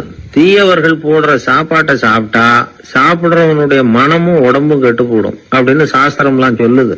ஆனா இப்போ போர்ல அர்ஜுனன் என் மேல எய்த அம்புகளால என் உடம்புல இருந்த ரத்தம் எல்லாம் வெளியேறி போச்சு. கெட்ட உணவை சாப்பிட்டதுனால உண்டான ரத்தம் பூராவும் இப்போ உடம்பு விட்டு வெளில போயிட்டுது. அதனால என் புத்தியும் தெளிஞ்சுட்டுது. அதனாலதான் இப்போ இந்த அளவுக்கு தர்மத்தின் தத்துவங்களை சரியா எடுத்து சொல்ல முடிஞ்சது அப்படின்னு பீஷ்மர். இதுல இருந்து நாம தெரிஞ்சுக்க வேண்டியது என்னன்னா, யாரு சாப்பிட கூப்பிட்டாலும் உடனே முண்டி அடிச்சுக்கிட்டு கிளம்பி போய் முதல் பந்தியில உட்காந்துடக்கூடாது. கூப்பிடுறவங்க எப்படிப்பட்டவங்க, நல்லவங்களா கெட்டவங்களா அப்படின்னு எல்லாம் யோசிச்சு பாக்கணுமா. கெட்ட எண்ணத்தோட போடப்படுகிற சாப்பாடு புத்தியை மழுங்கடிச்சிரும் அப்படிங்கிறது ஒரு பெரிய, இந்த காலத்துல பெரியவங்க சொல்ற ஒரு உண்மை. எத்தனையோ பேர் பெரிய உத்தியோகத்துல இருக்கிறவங்கள விருந்துக்கு கூப்பிட்டு சாப்பிட்டு முடிச்ச கையோட முக்கியமான பேப்பர்ல எல்லாம் கையெழுத்து வாங்கிட்டு விட்டுருவாங்களே. கூப்பிடுறவங்க மனசை புரிஞ்சுக்கிட்டு அதுக்கப்புறம் போறதா வேண்டாமா அப்படிங்கறத முடிவு பண்ணணும். சாப்பாட்டுல அவ்வளவு விஷயம் இருக்குது. பீஷ்மருக்கே அந்த நிலைமைன்னா நாமெல்லாம் ஏமாத்திரம். சில சந்தர்ப்பங்கள்ல சாப்பாடு புத்தியில ஒரு தெளிவு உண்டாக்குறதும் உண்டு. ஒரு ஊருக்கு ஒரு பெரிய மகான் வந்தார். அவரு சாப்பிடுறதே இல்லை. எப்போவாவது கொஞ்சம் தண்ணி, பால், அவ்வளவுதான். ருசியெல்லாம் கடந்தவர். அவர்கிட்ட எல்லாரும் போய் ஆசீர்வாதம் வாங்கினாங்க. அந்த ஊர்ல ஒரு ஹோட்டல், அதோட முதலாளி ஒருத்தர், அவரும் அந்த மகான் கிட்ட ஆசீர்வாதம் வாங்கறதுக்காக போனார். அவரு முன்னாடி போய் பணிவா நின்னார். துண்டை இடுப்புல கட்டிக்கிட்டு காலில் விழறதுக்காக போனார். அதுக்கு முன்னாடி அந்த மகான் எழுந்திருச்சு இவரு காலில் விழுந்துட்டார். ஹோட்டல் முதலாளி பதறி போயிட்டார். சுவாமி, என்ன இது அபச்சாரம், நீங்க தான் என்ன ஆசீர்வாதம் பண்ணணும்னார். அதுக்கு அந்த சாமியார் சொன்னார், அப்படி இல்லைங்க, நீங்க தான் என்ன ஆசீர்வாதம் பண்ணணும். ஏன்னா கொஞ்ச காலத்துக்கு முன்னாடி உங்க ஹோட்டல்ல தான் நான் அக்கௌண்ட் வச்சு சாப்பிட்டுக்கிட்டு இருந்தேன். இன்னைக்கு நான் ருசியெல்லாம் கடந்து வெறுத்து ஞானியா போறதுக்கு நீங்க தான் காரணம், உங்க சாப்பாடு தான் காரணம் அப்படின்னாரு. ஒரு திருடன் ஒரு வீட்டுல போய் திருடணும்னு திட்டம் போட்டான். இருட்டுனதும் போய் திருடணும். ஆனா ராத்திரி ஆனா வாசல் கதவை சாத்தி உள்பக்கம் தாழ்பால் போட்டுருவாங்களே, என்ன பண்றது, எப்படி வீட்டுக்குள்ள போறது? இவன் யோசனை பண்ண ஒரு முடிவுக்கு வந்தான். சரி, பகல் நேரத்திலேயே யாருக்கும் தெரியாம இந்த வீட்டுக்குள்ள நுழைஞ்சிருவோம். அங்க போய் எங்கேயாவது ஒளிஞ்சுக்குவோம். இருட்டுற வரைக்கும் பேசாம இருப்போம். ராத்திரி எல்லாரும் தூங்கினதுக்கு அப்புறம் நைஸா போய் பீரோவை திறந்து இருக்கிறது பூரா எடுத்துக்கிட்டு ஓடியாந்துடலாம் அப்படின்னு திட்டம் போட்டான். அதே மாதிரி ஒரு நாள் மத்தியானத்துக்கு மேல அந்த வீட்டுக்காரன் எங்கேயோ வெளியில புறப்பட்டு போனான். வீட்டுக்கார அம்மா அடுப்பங்கரையில என்னமோ சமைச்சுக்கிட்டு இருந்தாங்க. திருடன் பார்த்தான். இதுதான் சமயம்னு அந்த வீட்டுக்குள்ள மெதுவா நுழைஞ்சிட்டான். எங்க ஒளியலாம்னு பார்த்தா வலது பக்கம் ஒரு ரூம் இருந்தது. அங்க போனான். அங்க ஒரு படுக்கை அறை, அங்க ஒரு பெரிய கட்டில் இருந்தது. அதுக்கு அடியில போய் பதுங்கிட்டான். இருட்டுனது நம்ம வேலையை ஆரம்பிக்கலாம், அது வரைக்கும் பொறுமையா இருக்கணும் அப்படின்னு சொல்லி பேசாம வாயை மூடிட்டு கம்முன்னு இருக்கிறான். ரொம்ப நேரம் கழிச்சு வெளியில போயிருந்த வீட்டுக்காரன் திரும்பி வந்தான். சாப்பிட்டான். லைட்டை நிறுத்தி விட்டு படுத்துட்டான். அந்த அம்மாவும் வேலையெல்லாம் முடிச்சுட்டு படுத்துட்டாங்க. நடு ராத்திரி. விடி விளக்கு லேசா எரிஞ்சுகிட்டு இருக்கு. வீட்டுக்காரன் லேசா கண்ணை முடிச்சான். கட்லுக்கு நேரா எதிரில ஒரு கண்ணாடி. அதுல பாக்குறான், கட்லுக்கு கீழே ஒரு திருடன் ஒளிஞ்சு இருக்கிறது தெரிஞ்சு போச்சு. உடனே அவன் திருடன் திருடன்னு சத்தம் போடல, யோசனை பண்ணான். மேஜையில இருக்கிற கத்தி எடுத்து கையில வச்சுக்குவோமா அப்படின்னு யோசனை பண்ணான். இந்த சந்தர்ப்பத்துல கத்திய உபயோகப்படுத்துறதை விட புத்திய உபயோகப்படுத்துறது தான் சாமர்த்தியம் அப்படின்னு நினைச்சான். உடனே அது பிரகாரம் செயல்பட ஆரம்பிச்சிட்டான். என்ன பண்ணான் தெரியுமா? எதையும் வெளியில காட்டிக்காம ரொம்ப சர்வசாதாரணமா தன்னுடைய மனைவி கிட்ட பேச ஆரம்பிச்சான். மனைவியும் புத்திசாலி, அதனால அவங்களுக்கு தெரியும். அவங்களும் வீட்டுக்காரர் கேட்ட கேள்விக்கு பொருத்தமா பதில் சொல்ல ஆரம்பிச்சாங்க. இவன் கேட்டான், இத பாரு, நமக்கு குழந்தை பிறந்தா அதுக்கு கிருஷ்ணமூர்த்தின்னு தான் பேர் வைக்கணும் அப்படின்னா. அதெல்லாம் முடியாது. ஆம்பளை பிள்ளையா இருந்தா ஏகாம்பரம், பொம்பளை பிள்ளையா இருந்தா பங்கஜவல்லி, இதுதான் அவங்க மாமனார் மாமியார் பேர், அதான் வைக்கணும் அப்படின்னாங்க அந்த அம்மா. அதெல்லாம் முடியாது, நான் முடிவு பண்ணிவிட்டேன் கிருஷ்ணமூர்த்தின்னு கத்தனா அவன். இல்ல ஏகாம்பரம் பங்கஜவல்லின்னுது இந்த அம்மா. வாதம் முத்தி போச்சு. கிருஷ்ணமூர்த்தி கிருஷ்ணமூர்த்தி கிருஷ்ணமூர்த்தின்னா அவன், ஏகாம்பரம் பங்கஜவல்லி ஏகாம்பரம் பங்கஜவல்லின்னு இவங்க கத்துறாங்க. ஒரே சத்தமா போச்சு. இத கேட்டதும் பக்கத்து வீட்டுல இருந்தவங்க, எழுத்த வீட்டுல இருந்தவங்க எல்லாம் எழுந்திரிச்சு ஓடி வந்து இவங்க வீட்டு கதவை தட்ட ஆரம்பிச்சுட்டாங்க. தடன்னு இவன் சாவகாசமா எழுந்திரிச்சு போய் கதவை திறந்தான். என்னங்க இந்த ராத்திரி வேலையில எங்களை எல்லாம் ஏன் கூப்பிட்டீங்க, யாருக்கு என்ன ஆச்சு அப்படின்னு கேட்டாங்க. கேட்டது யாருன்னா பக்கத்து வீட்டு கிருஷ்ணமூர்த்தி, எழுத்த வீட்டு ஏகாம்பரம் பங்கஜவல்லி எல்லாரும். அடடே, உங்களை கூப்பிடலீங்க, குழந்தைக்கு பேர் வைக்கிறது சம்பந்தமா எங்களுக்குள்ள சண்டை வந்துட்டுது, அதுதான் விஷயம். வேணும்னா இதை கட்டிலுக்கு அடியில ஒளிஞ்சிட்டு இருக்கிறானே ஒருத்தன், அவனை கூட கேட்டு பாருங்க, அவன் தான் இதுக்கு சாட்சி அப்படிங்கிறான் அந்த ஆளு. உடனே எல்லாரும் விஷயத்த புரிஞ்சுக்கிட்டு திருடனை பிடிச்சி போலீஸ்ல ஒப்படைச்சிட்டாங்களாம். நெருக்கடியான நேரங்கள்ல பதறாம புத்திசாலித்தனமா செயல்படணுங்கிறத தெரிஞ்சுக்கிறதுக்காக இந்த கதை. புத்திசாலித்தனமா செயல்படுற ஒரு குடும்ப தலைவி இருக்காங்க. அவங்க என்ன செய்வாங்க தெரியுமா? எல்லாரும் ராத்திரி ஆனா வீட்டை உள்பக்கமா போட்டு தானே படுப்பாங்க. ஆனா அந்த அம்மா என்ன பண்ணுவாங்கன்னா வீட்டை வெளிப்பக்கமா ஒரு பூட்டு விடுவாங்க. எழுத்த வீட்டுக்காரங்க கிட்ட சொல்லி தினமும் இப்படி பூட்டி விட சொல்றது பழக்கம். ஏங்க அப்படி செய்யறீங்க, திருடன் சுலபமா உள்ளே வந்துடக்கூடாதுங்கிறதுக்காகவா அப்படின்னு கேட்டாங்க. இல்லைங்க, சுலபமா வெளியில போயிடக்கூடாதுங்கிறதுக்காக அப்படின்னாங்க. என்னங்க சொல்றீங்க அப்படின்னு கேட்டாங்க. ஆமாங்க, இவருக்கு அந்த பழக்கம் உண்டு அப்படின்னு தன்னுடைய வீட்டுக்காரரை காட்டினாங்க. பக்கத்து வீடுகள் பத்திரமா இருக்கணுங்கிறதுக்காக தன்னுடைய வீட்டை பூட்டி வைக்கிறது ஒரு பெரிய விஷயம் தானே. பத்திரிகையில வர்ற செய்திகளை கூட நகைச்சுவையா சொல்றது உண்டு. அதாவது அதை நேரடியா சொன்னா வானொலியில அனுமதிக்க மாட்டாங்க சில விஷயங்களை. அது சின்னாருக்கு கௌரவ குறைச்சல், அது வேடிக்கை கலந்து நகைச்சுவோடு சொல்லும் பொழுது அதை அனுமதிச்சிருவாங்க. அப்ப அந்த விசாரணை கமிஷன் அது நிறைய நடந்துகிட்டு இருந்தது. டெல்லியில இருந்து அமலாக்க பிரிவு அதிகாரிகள்லாம் வராங்க போறாங்கன்னு பத்திரிகையில அமர்க்கலப்பட்ட இடம். அந்த நேரம் நான் ஒரு ரேடியோவில் ஒரு செய்தியை தயார் பண்றோம். அப்ப என்ன பண்ணேன்னா, இது மாதிரி அந்த பத்திரிகை செய்தியை வச்சுக்கிட்டே ஒரு செய்தி சொன்னோம், இன்னொரு தகவல் சொல்லி. என்னன்னா, ஒருத்தன் தமிழ்நாட்டுல ஒரு ஆள், அவன் திடீர்னு கோடீஸ்வரன் ஆயிட்டான். நேற்று வரைக்கும் சாதாரணமா இருந்தாள், இன்னைக்கு கோடீஸ்வரன் ஆயிட்டான். டெல்லியில இருந்து 2 அதிகாரிகள் வராங்க. எப்படி அவன் பணம் சேர்த்தான்னு கண்டுபிடிக்கிறதுக்கு அவனை கூப்பிட்டு 2 அதிகாரிகளை, எப்படிடா பணம் சேர்த்த? நான் ஒன்னும் தப்பான வழியில பணம் சேர்க்கல சார், நான் பந்தயம் கட்டியே பணக்காரன் ஆயிட்டேன். பந்தயம் கட்டி எப்படிடா பணக்காரன் ஆக முடியும் அப்படின்னா, நீங்க நம்புங்க சார், நான் பந்தயம் கட்டி தான் பணக்காரன், தப்பான வழியில சேரல சார். பந்தயம் கட்டி எப்படிடா கோடீஸ்வரன் அப்படின்னா, நாங்க நம்ப முடியாதுன்னு இருக்கான் விசாரிக்க வந்தவன். அப்படின்னா உங்ககிட்ட ஒரு பந்தயம் கட்டட்டுமான் இருக்கான் விசாரிக்க வந்தவன்ட்டிய. என்னடா பந்தயம் அப்படின்னா, ஒண்ணுமில்ல சார், இது என் கண்ணு, இது என் பல்லு, என் கண்ணை என் பல்லாலேயே கடிக்கிறேன், எவ்வளவு பந்தயம். விசாரிக்க வந்தவன் 100 ரூபாய் எடுத்து வச்சான், இதை ப்ரூவ் பண்றான்னு. அப்படியே கண்ணை எடுத்துட்டான். அது பளிங்கு கண்ணு, ஏற்கனவே ஒரு கண்ணு பளிங்கு கண்ணு வச்சுனா எடுத்து கடிச்சு விட்டான். இது விசாரிக்க வந்தாலும் 100 ரூபாய் விட்டுட்டு நிக்கிறான். எப்படி பணம் சேர்த்தான்னு வந்தவன். உடனே இன்னொருத்தன், இவன்ட்ட என்னடா பேச்சு கொடுக்காரா, நம்ம பணம் தான் அங்க போயிட்டு இருக்கு, உனக்கு விசாரிக்க தெரியல, போடா நான் விசாரிக்கிறேன்னு அடுத்த வந்தான். அது நீ ஒழுங்கா சொல்றேன், எப்படிடா பணம் சேர்த்த சார், நீங்க கொஞ்சம் புத்திசாலியா தெரியுது அவரை விட, நீங்களாவது நம்புங்க சார், பந்தயம் கட்டி தான் பணம் சேர்த்தேன், நான் நம்ப முடியாது. அப்படின்னா உங்ககிட்ட இன்னொரு பந்தயம் கட்டட்டுமா அப்படின்றான். வேண்டாம், அவனை ஏமாத்தி விட்டேன் ஆள வேண்டான்றான். இல்ல சார், அவரு ஏமாந்தது பொய் கண்ணு, பளிங்கு கண்ணுன்னு தெரியாது, ஏமாந்துட்டார். உங்ககிட்ட பந்தயம் கட்டது நெஜம் கண்ணு, இந்த பக்கம் பளிங்கு கண்ணு கிடையாது, நெஜம் கண்ணு, இதை பல்லால கடிக்கிறேன். அவன் ஒரு 100 ரூபாய் எடுத்து வச்சான். இவன் அப்படியே பல் செட்டை கட்டினான் தனியா, அப்படியே கட்டி கடிச்சு விட்டான். அதையும் விட்டுட்டான். இவன் உடனே 2 பேரும், இவன்கிட்ட பேச பேச நம்ம பணம் தான் அவன்கிட்ட போயிட்டு இருக்கு, இவன் எப்படி பணம் சேர்த்தான்னு கண்டுபிடிக்கிறதுக்கு டெல்லியில இருந்து வந்திருக்கான். மேற்கொண்டு பேசாத, பேச பேச பந்தயம் கட்டுவான். திரும்பி போறதுக்கு ரயிலுக்கு டிக்கெட்டு சரியா இருக்கா பாடுறான்றான். அவன் கரெக்டா எண்ணி பார்த்து கரெக்டா இருக்குப்பா, மேற்கொண்டு பேசாத, அவன்கிட்ட நம்ம போயிடுவோம், போய் நம்ம அதிகாரிகிட்ட சொல்லிடுவோம்னு சொல்லி, போயிட்டு வரேன் சார் அப்படின்னு சொல்லிட்டு மரியாதை போயிட்டாங்க. போய் டெல்லியில பெரிய அதிகாரிகிட்ட போய், சார் அவன்கிட்ட விசாரிச்சு பார்த்தோம் சார், தமிழ்நாட்டுல பந்தயம் கட்டி தான் பணம் சேர்த்தேன்னு சாதிக்கிறான், எங்ககிட்ட ஒரு 200 ரூபாய் வாங்கிட்டான் சார் அப்படின்னு அவருக்கு கோவம் வந்துட்டுது. இந்தியாவுக்கே தலைமை அதிகாரி, இதுக்காகவாடா நீங்க இருக்கீங்க? எத்தனை பேர் இருக்கீங்க உங்களை மாதிரி ஜூனியர் ஆபீசர்ஸ் நம்ம ஆபீஸ்ல இந்தியா பூரா விசாரிக்கிறதுக்கு? அப்படின்னா 30 பேர் இருக்கோம் சார். 30 பேருக்கு அனுபவம் பத்தாது, நான் இந்தியாவுக்கே தலைமை அதிகாரி, அனுபவம் ஜாஸ்தி, உங்களுக்கு ட்ரைனிங் கொடுக்கணும் எப்படி ஒருத்தரை விசாரிக்கிறதுன்னு. 30 பேரும் ஒரு ரூம்ல வந்து உட்காருங்க, ஒரு ஆள் போய் அந்த ஆள் தமிழ்நாட்டுல இருந்து நீங்க கூப்பிட்டுட்டு வா, வர்ற வரைக்கும் அவன்கிட்ட பேசாதீங்க, பந்தயம் கட்டுவான், மெதுவா கொண்டு வந்து நிறுத்து அப்படின்னா ஒரு ஆள் வந்து ஸ்பெஷலா கூப்பிட்டு போட்டான். இது மாதிரி மேடையில நிறுத்திவிட்டு ஒரு தலைமை அதிகாரி 30 ஜூனியர் அதிகாரிகள் அவங்களுக்கு பயிற்சி கொடுக்குறார்.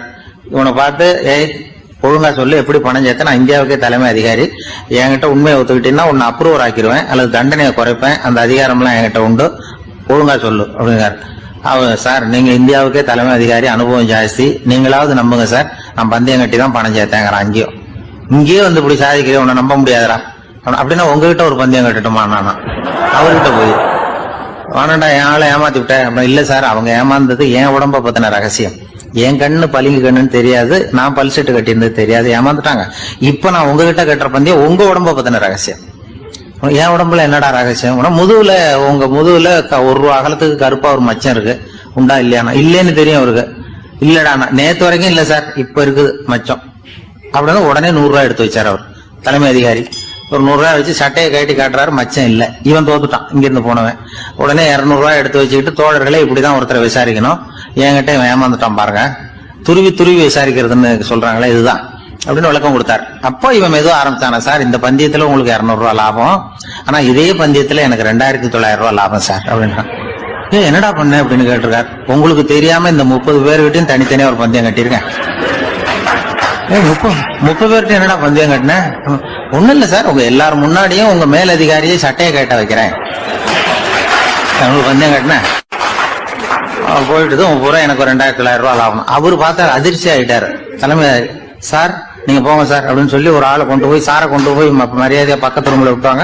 இனிமே அவர்கிட்ட யாரும் பேசாதீங்க வாங்கன்னு சொல்லிவிட்டு, அதுக்கப்புறம் தோழர்களே, இவர் பேச ஆரம்பிச்சாரு, தோழர்களே இனிமே யாரும் தமிழ்நாட்டு பக்கம் விசாரிக்க போகாதீங்க, நீங்க யாராவது போறதுன்னா மத்திய பிரதேசம், உத்தரப்பிரதேசம், இப்படி எத்தனையோ பிரதேசம் இருக்கு, போயிட்டு வாங்க, தமிழ்நாட்டுக்கு மட்டும் போகாதீங்க, ஏன்னா அங்க போனா நம்ம பணத்துக்கு ஆபத்து வந்துருது அப்படின்னு சொன்னாருன்னு இந்த கதையை ரேடியோல சொன்னேன். இந்த கதையை உண்மை சம்பவமா சொன்னா அனுமதிச்சிருக்க மாட்டாங்க.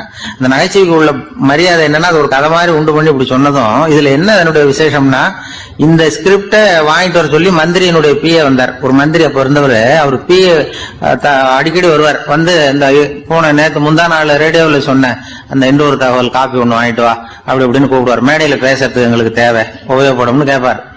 அவரு இந்த நிகழ்ச்சி வந்தப்போ உடனே அன்னைக்கு வந்துட்டார் அந்த பிஏ. இன்னைக்கு காலையில சொன்னீங்களே சார், மந்திரி கேட்கிறாரு மேடையில பேசுறதுக்கு அப்படின்னு.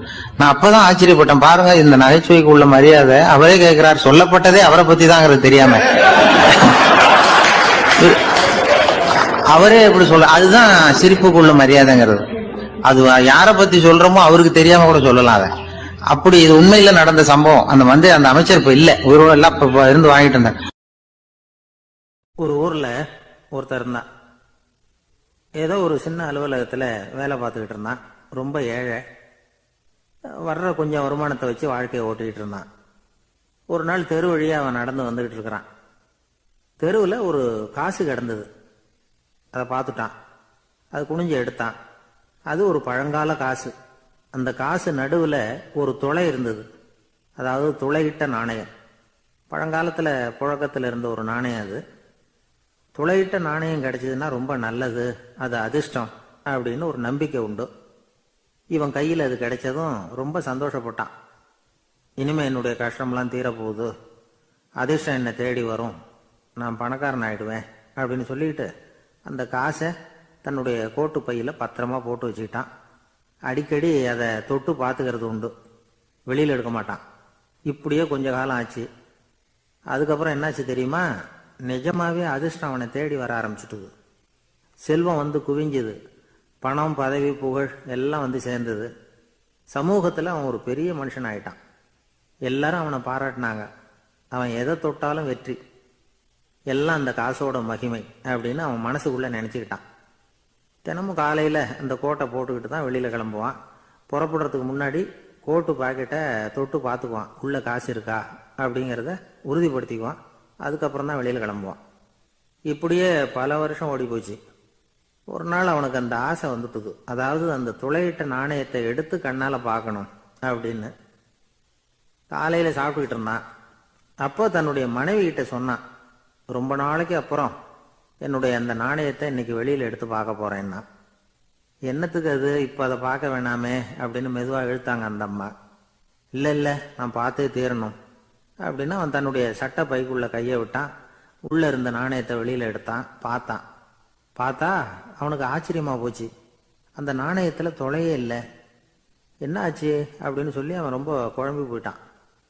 இப்போ அந்த அம்மா சொன்னாங்க, நான் தான் ஒரு நாள் உங்க கோட்டு ரொம்பவும் தூசியா இருக்கேன்னு சொல்லி அதை ஜன்னலுக்கு வெளியில உதறினேன்.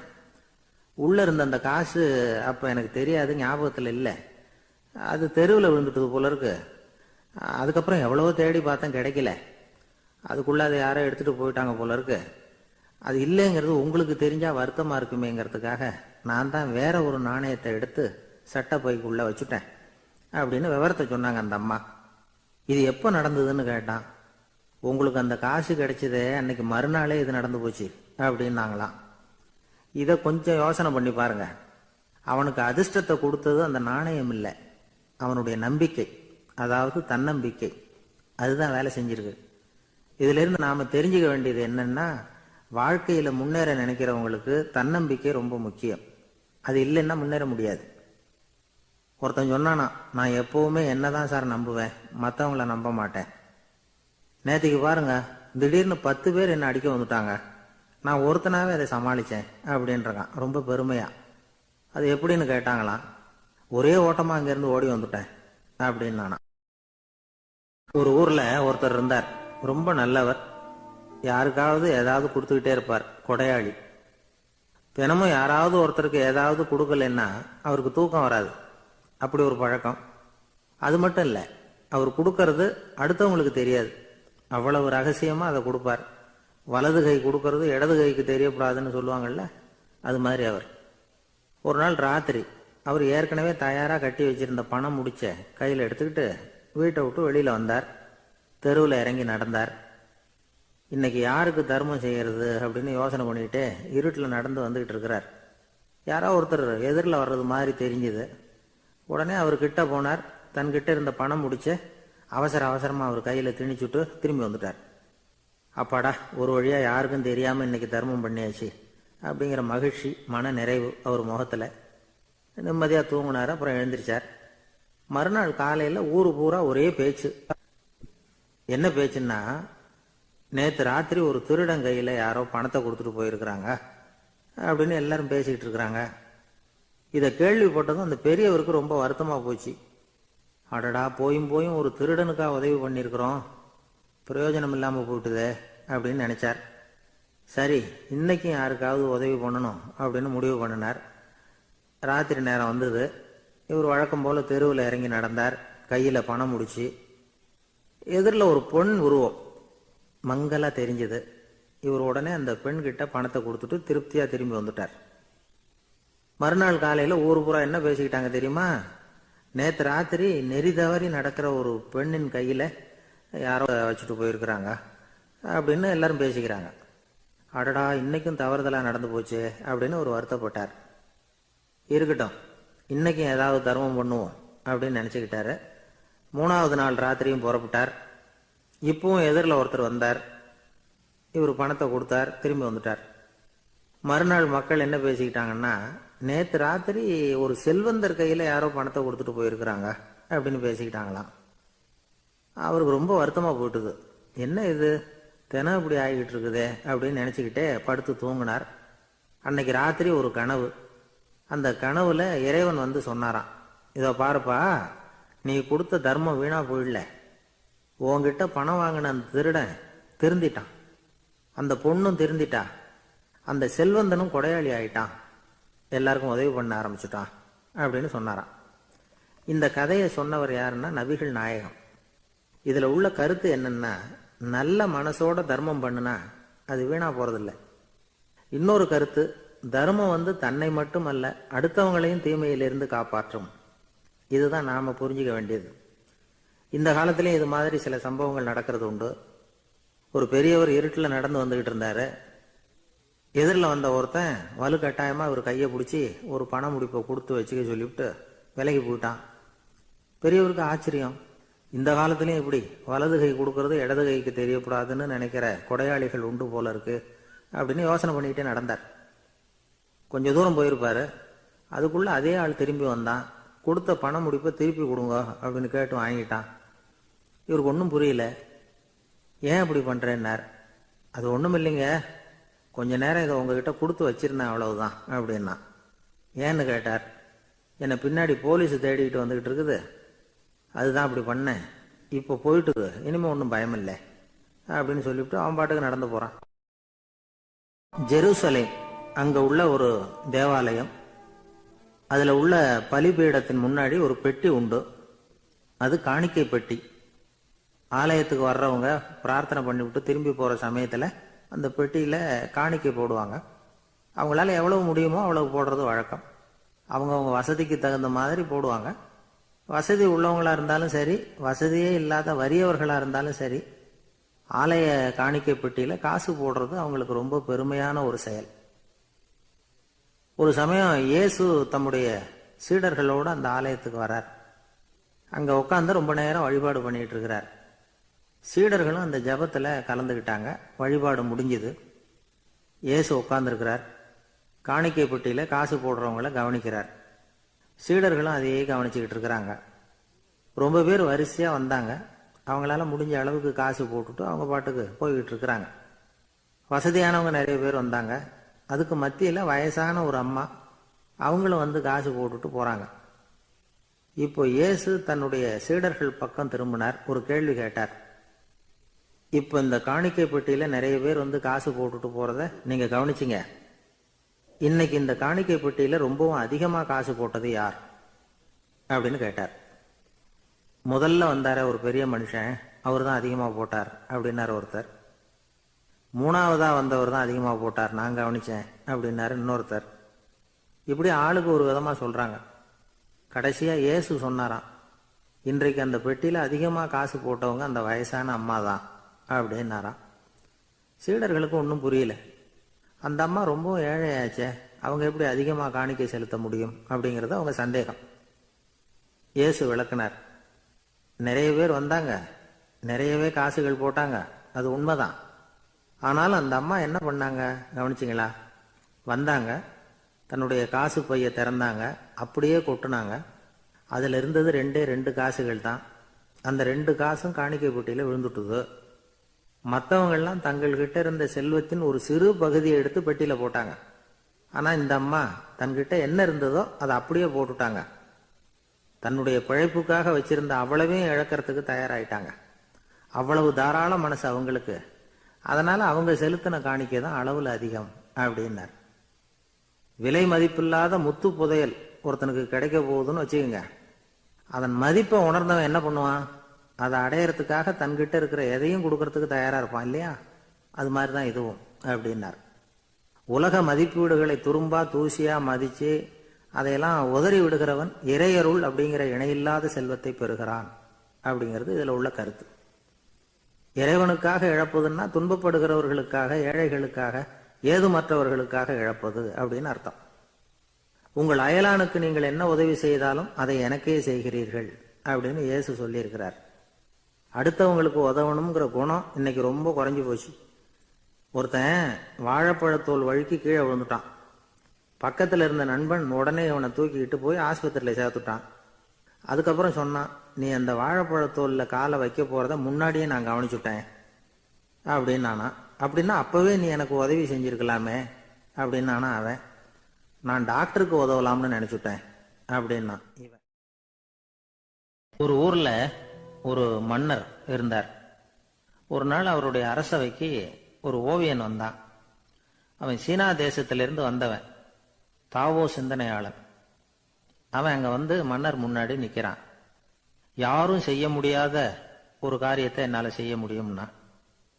இவன் இப்படி சொன்னதை கேட்டதும் ஏற்கனவே அங்க இருந்த அரசவை ஓவியன் ஒருத்தனுக்கு கோபம் வந்துட்டுது. இதோ பாரு, இப்படி எல்லாம் பேசக்கூடாது, நான் வேணும்னா உன்னுடைய சவாலை ஏத்துக்கிறேன் அப்படின்னா.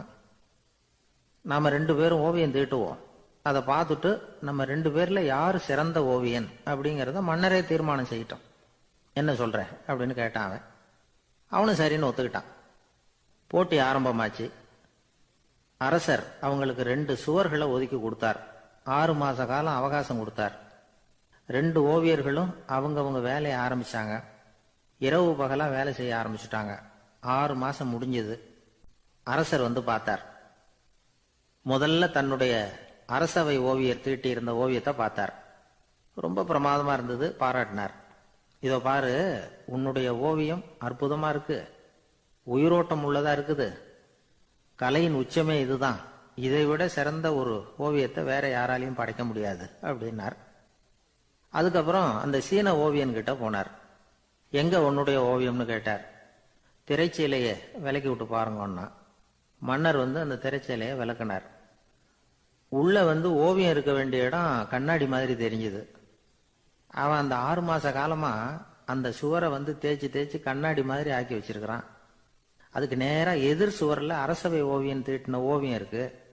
அது எதிரில் இருந்த இந்த கண்ணாடியில பட்டு பிரதிபலிக்குது. மன்னர் யோசனை பண்ண ஆரம்பிச்சார். அப்புறம் அந்த சீன ஓவியனை பார்த்து கேட்டார், இதோ பாரு, நீ என்னுடைய ஆளை வந்து தோற்கடிச்சுட்ட அப்படிங்கறதுல சந்தேகம் இல்லை, ஆனாலும் எங்களை ஏமாத்தி இருக்கிற, எந்த ஓவியமும் நீ வரையலையே அப்படின்னார். அரசே, இதுதான் உண்மையான ஓவியம், உயிருள்ள ஓவியம். இது வந்து மனோபாவங்களை பிரதிபலிக்கும், மாறுகின்ற காலங்களை அப்படியே காட்டும் அப்படின்னா அந்த சீன ஓவியன். கையால வரைகிற ஓவியங்கள்ல சலனம் இல்லை, கண்ணாடி அப்படி கிடையாது, சக்தியின் ஓட்டம் அதுல எப்பவும் இருந்துகிட்டே இருக்கும், கண்ணாடி மட்டுமே ஜீவனுள்ள ஓவியமா இருக்க முடியுங்கிறத அந்த சீன ஓவியன் தெரிஞ்சு வச்சிருந்தான். ஏன்னா அவன் ஒரு தாவோ சிந்தனையாளன். ஒவ்வொரு குழந்தையும் இந்த கண்ணாடியோட தான் பிறக்குது.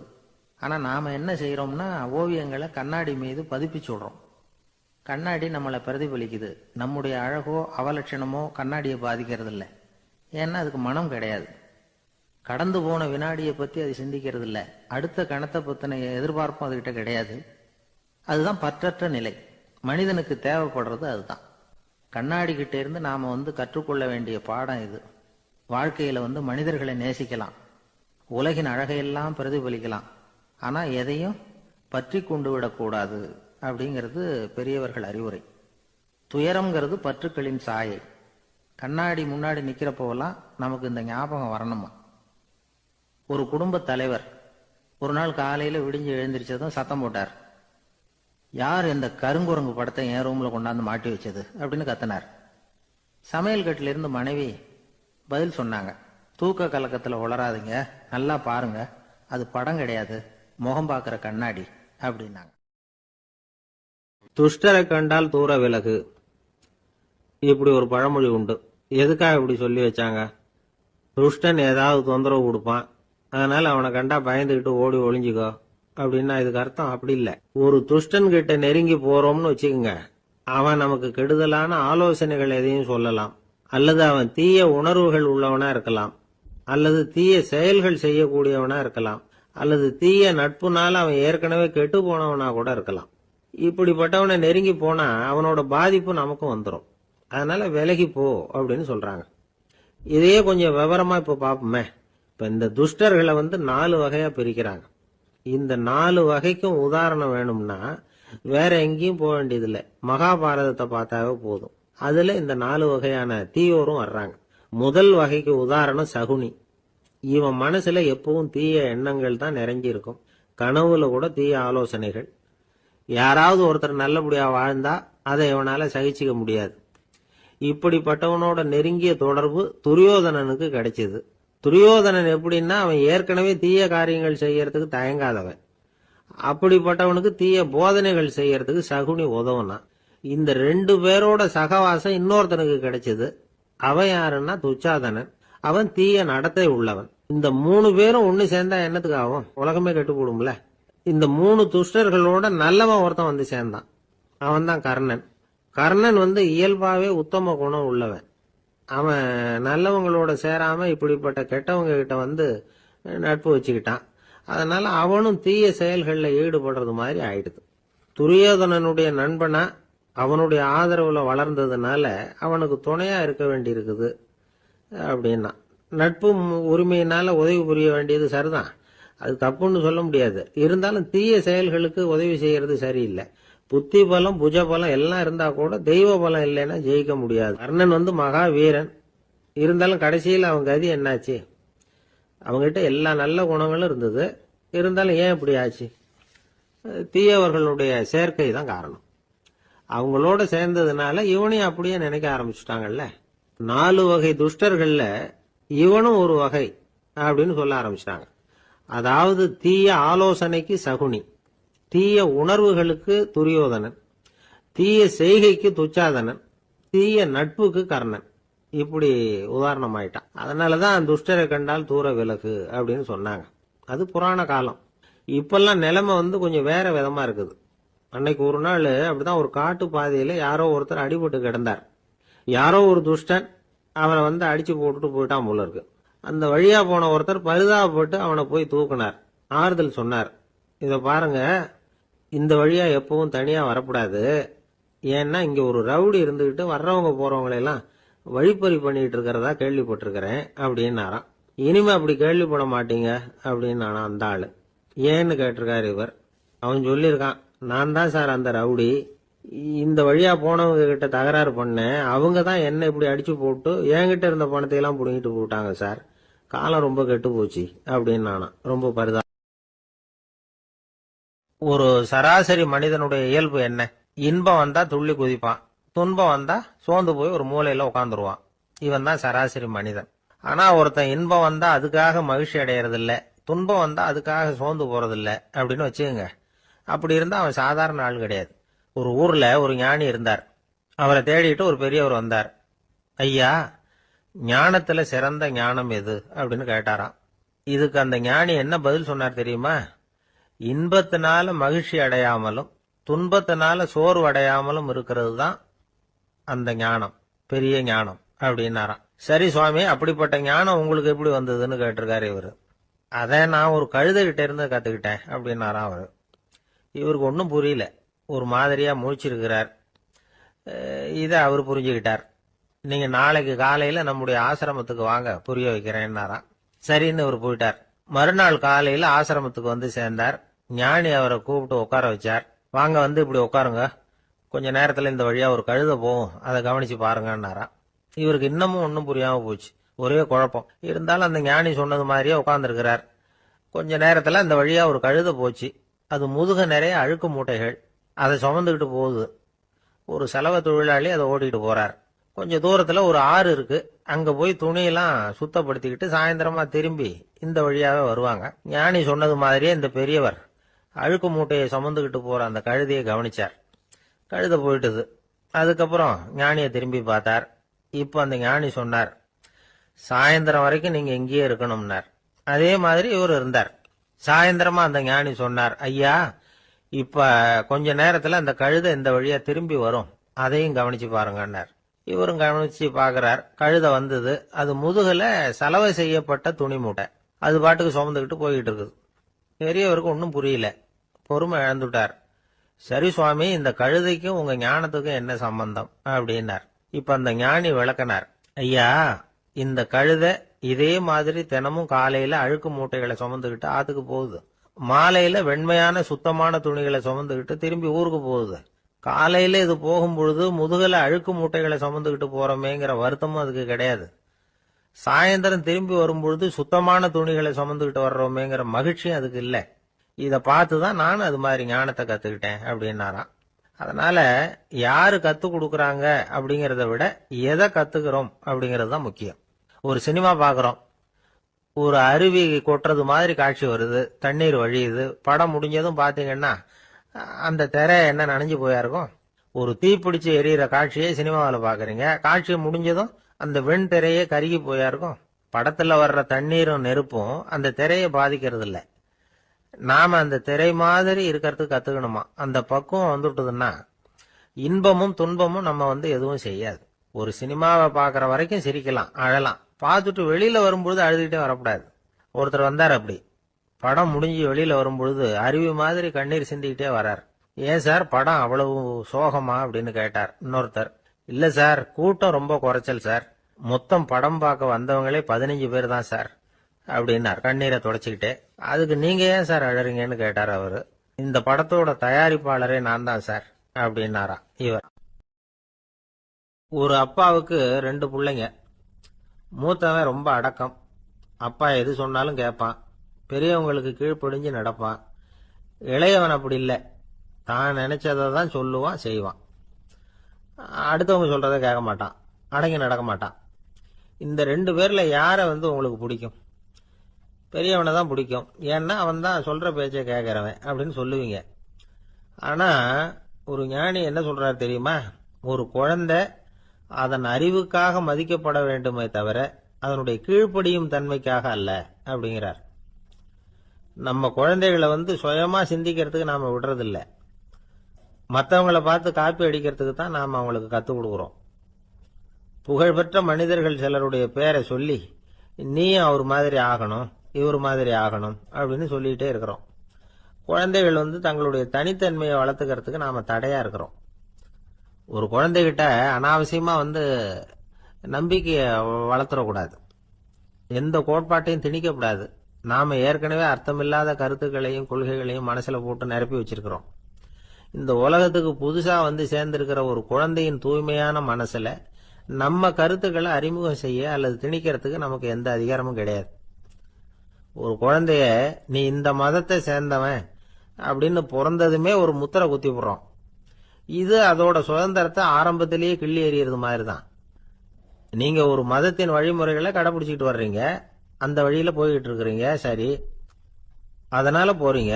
அதுக்காக உங்க குழந்தையையும் அதே வழியில தான் வரணும் அப்படின்னு கட்டாயப்படுத்துறதுக்கு உங்களுக்கு என்ன உரிமை இருக்குது? அந்த குழந்தை சுயமா சிந்திச்சு ஒரு முடிவுக்கு வரட்டுமே, அதுக்கு நீங்க ஏன் தடையா இருக்கிறீங்க?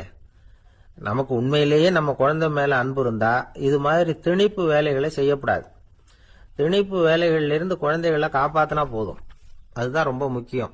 அடுத்த தலைமுறை அற்புதமான தலைமுறையா உருவாகும். நாம தான் சாதி மத சங்கடங்கள்ல மாட்டிக்கிட்டு தவிக்கிறோம்.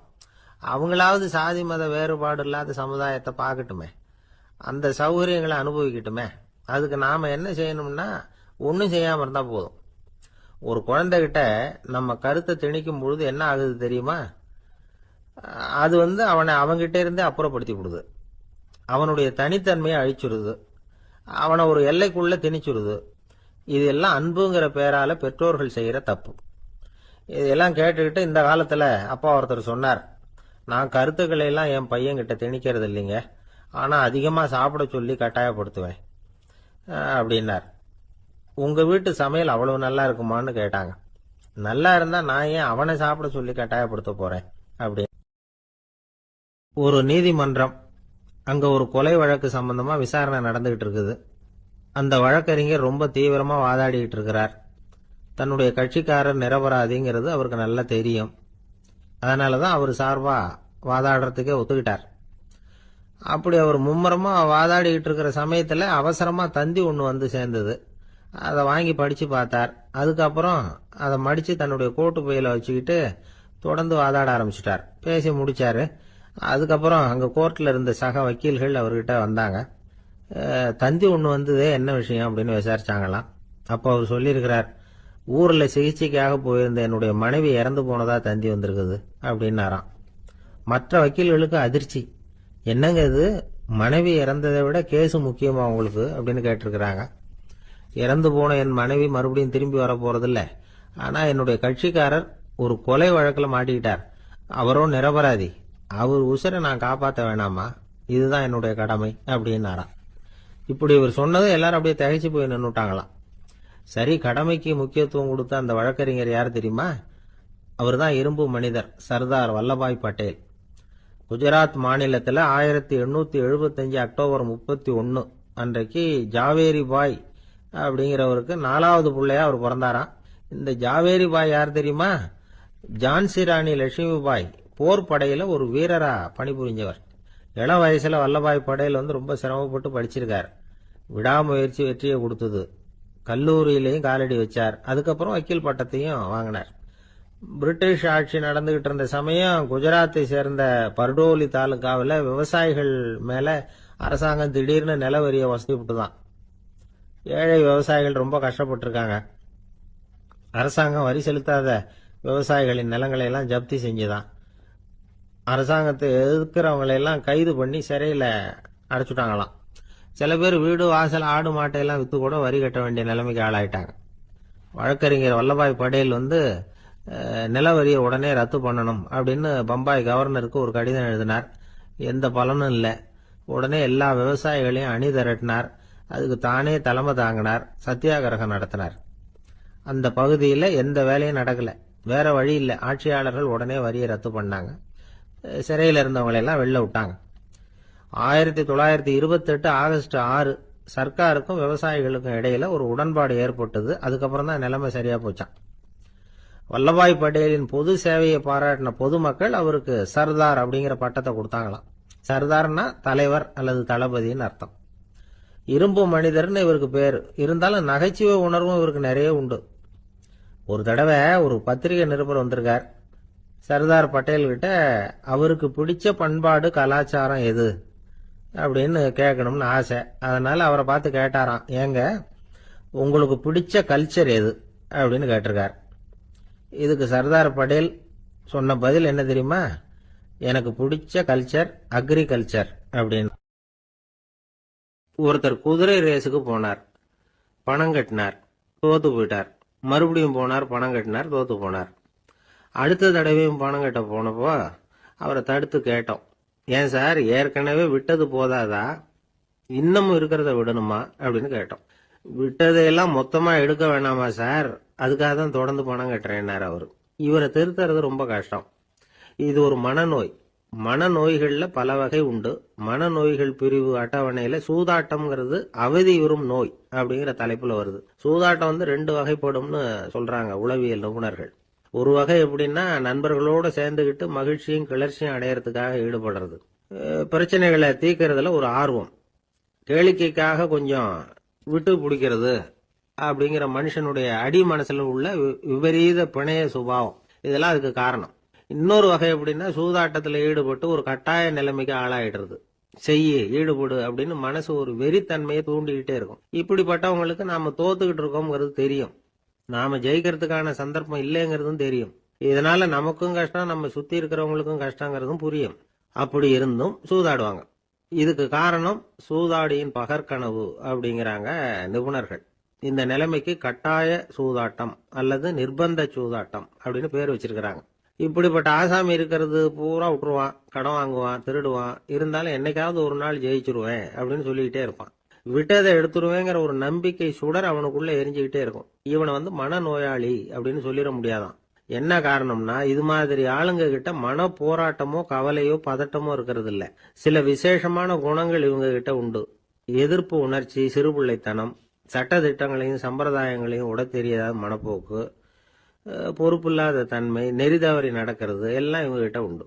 ஆனா வெளிப்பார்வைக்கு ரொம்ப சிநேகமா இருப்பாங்க, அன்பா இருப்பாங்க. அப்படி இருக்கிறதாக காட்டிக்குவாங்க. ஆதாயம், சுயலாபம் இதெல்லாம் கருதி தான் பழகுவாங்க.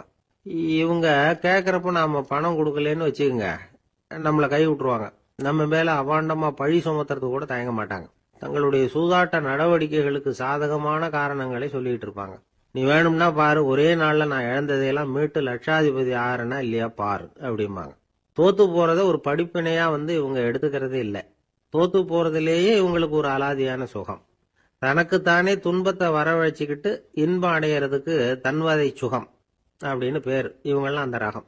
சில பேர் எப்படி தெரியுமா, மந்திர எண்ணங்களை வரவழைச்சிக்கிறது, சூதாடுறதுக்காக ஆபீஸ்ல கையாடல் பண்றது, அடுத்தவங்க கிட்ட இருந்து திருடுறது. இந்த மந்திர எண்ணம் தீவிரமாச்சுன்னா ஒரு மாதிரியா பேச ஆரம்பிச்சிருவாங்க. தோல்விதான் சார் வெற்றிக்கு முதல் படியும்பாங்க. தன்னால பகடக்காய்களையும் குதிரை ஓட்டிகளையும், அதாவது இந்த ஜாக்கிகள், அதெல்லாம் கட்டுப்படுத்த முடியுங்கிற பித்து நிலைக்கு இவங்கெல்லாம் தள்ளப்பட்டுருவாங்க.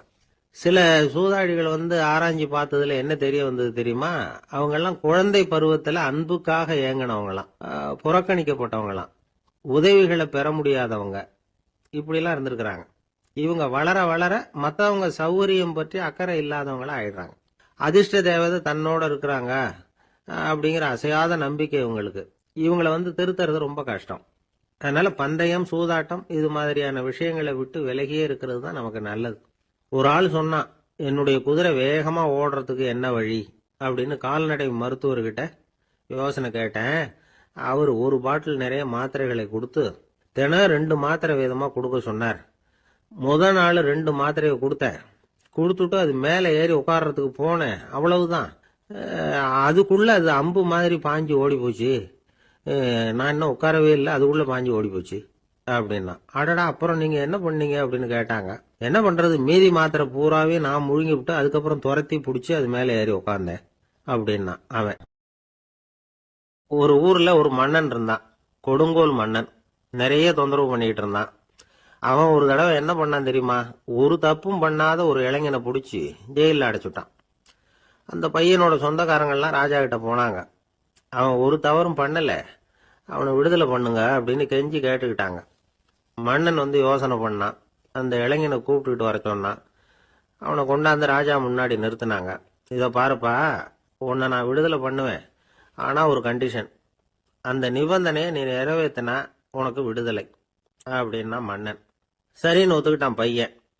மன்னன் கண்டிஷன் என்னங்கிறத சொன்னான். உங்ககிட்ட ஒரு செம்மறி ஆட்டை கொடுக்க போறேன். 1 மாசத்துக்கு அதுக்கு தேவையான தீனியையும் கொடுக்க போறேன். 1 மாசம் கழிச்சு அந்த ஆட்டை எடை போட்டு பார்ப்பேன். அந்த ஆட்டின் எடை கொஞ்சம் கூட கூடி இருக்கக்கூடாது. எடை கூடி இருந்தா உனக்கு விடுதலை கிடையாது. என்ன சொல்ற அப்படின்னா. பையனுக்கு ஒன்றும் புரியல, பயமா போயிட்டுது. குழம்பிக்கிட்டே நின்றுகிட்டு இருக்கிறான்.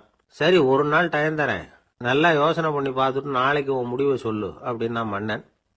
பையன் கவலையோட வெளியில வந்தான். அங்க ஒரு பெரியவர் நின்றுகிட்டு இருந்தார். அவர்கிட்ட விஷயத்த சொன்னான். அந்த பெரியவர் இந்த பையனுக்கு காதோட காதா ஒரு வழியை சொல்லி கொடுத்தார். அதை கேட்டதும் பையன் மறுபடியும் மன்னன் முன்னாடி நின்னா.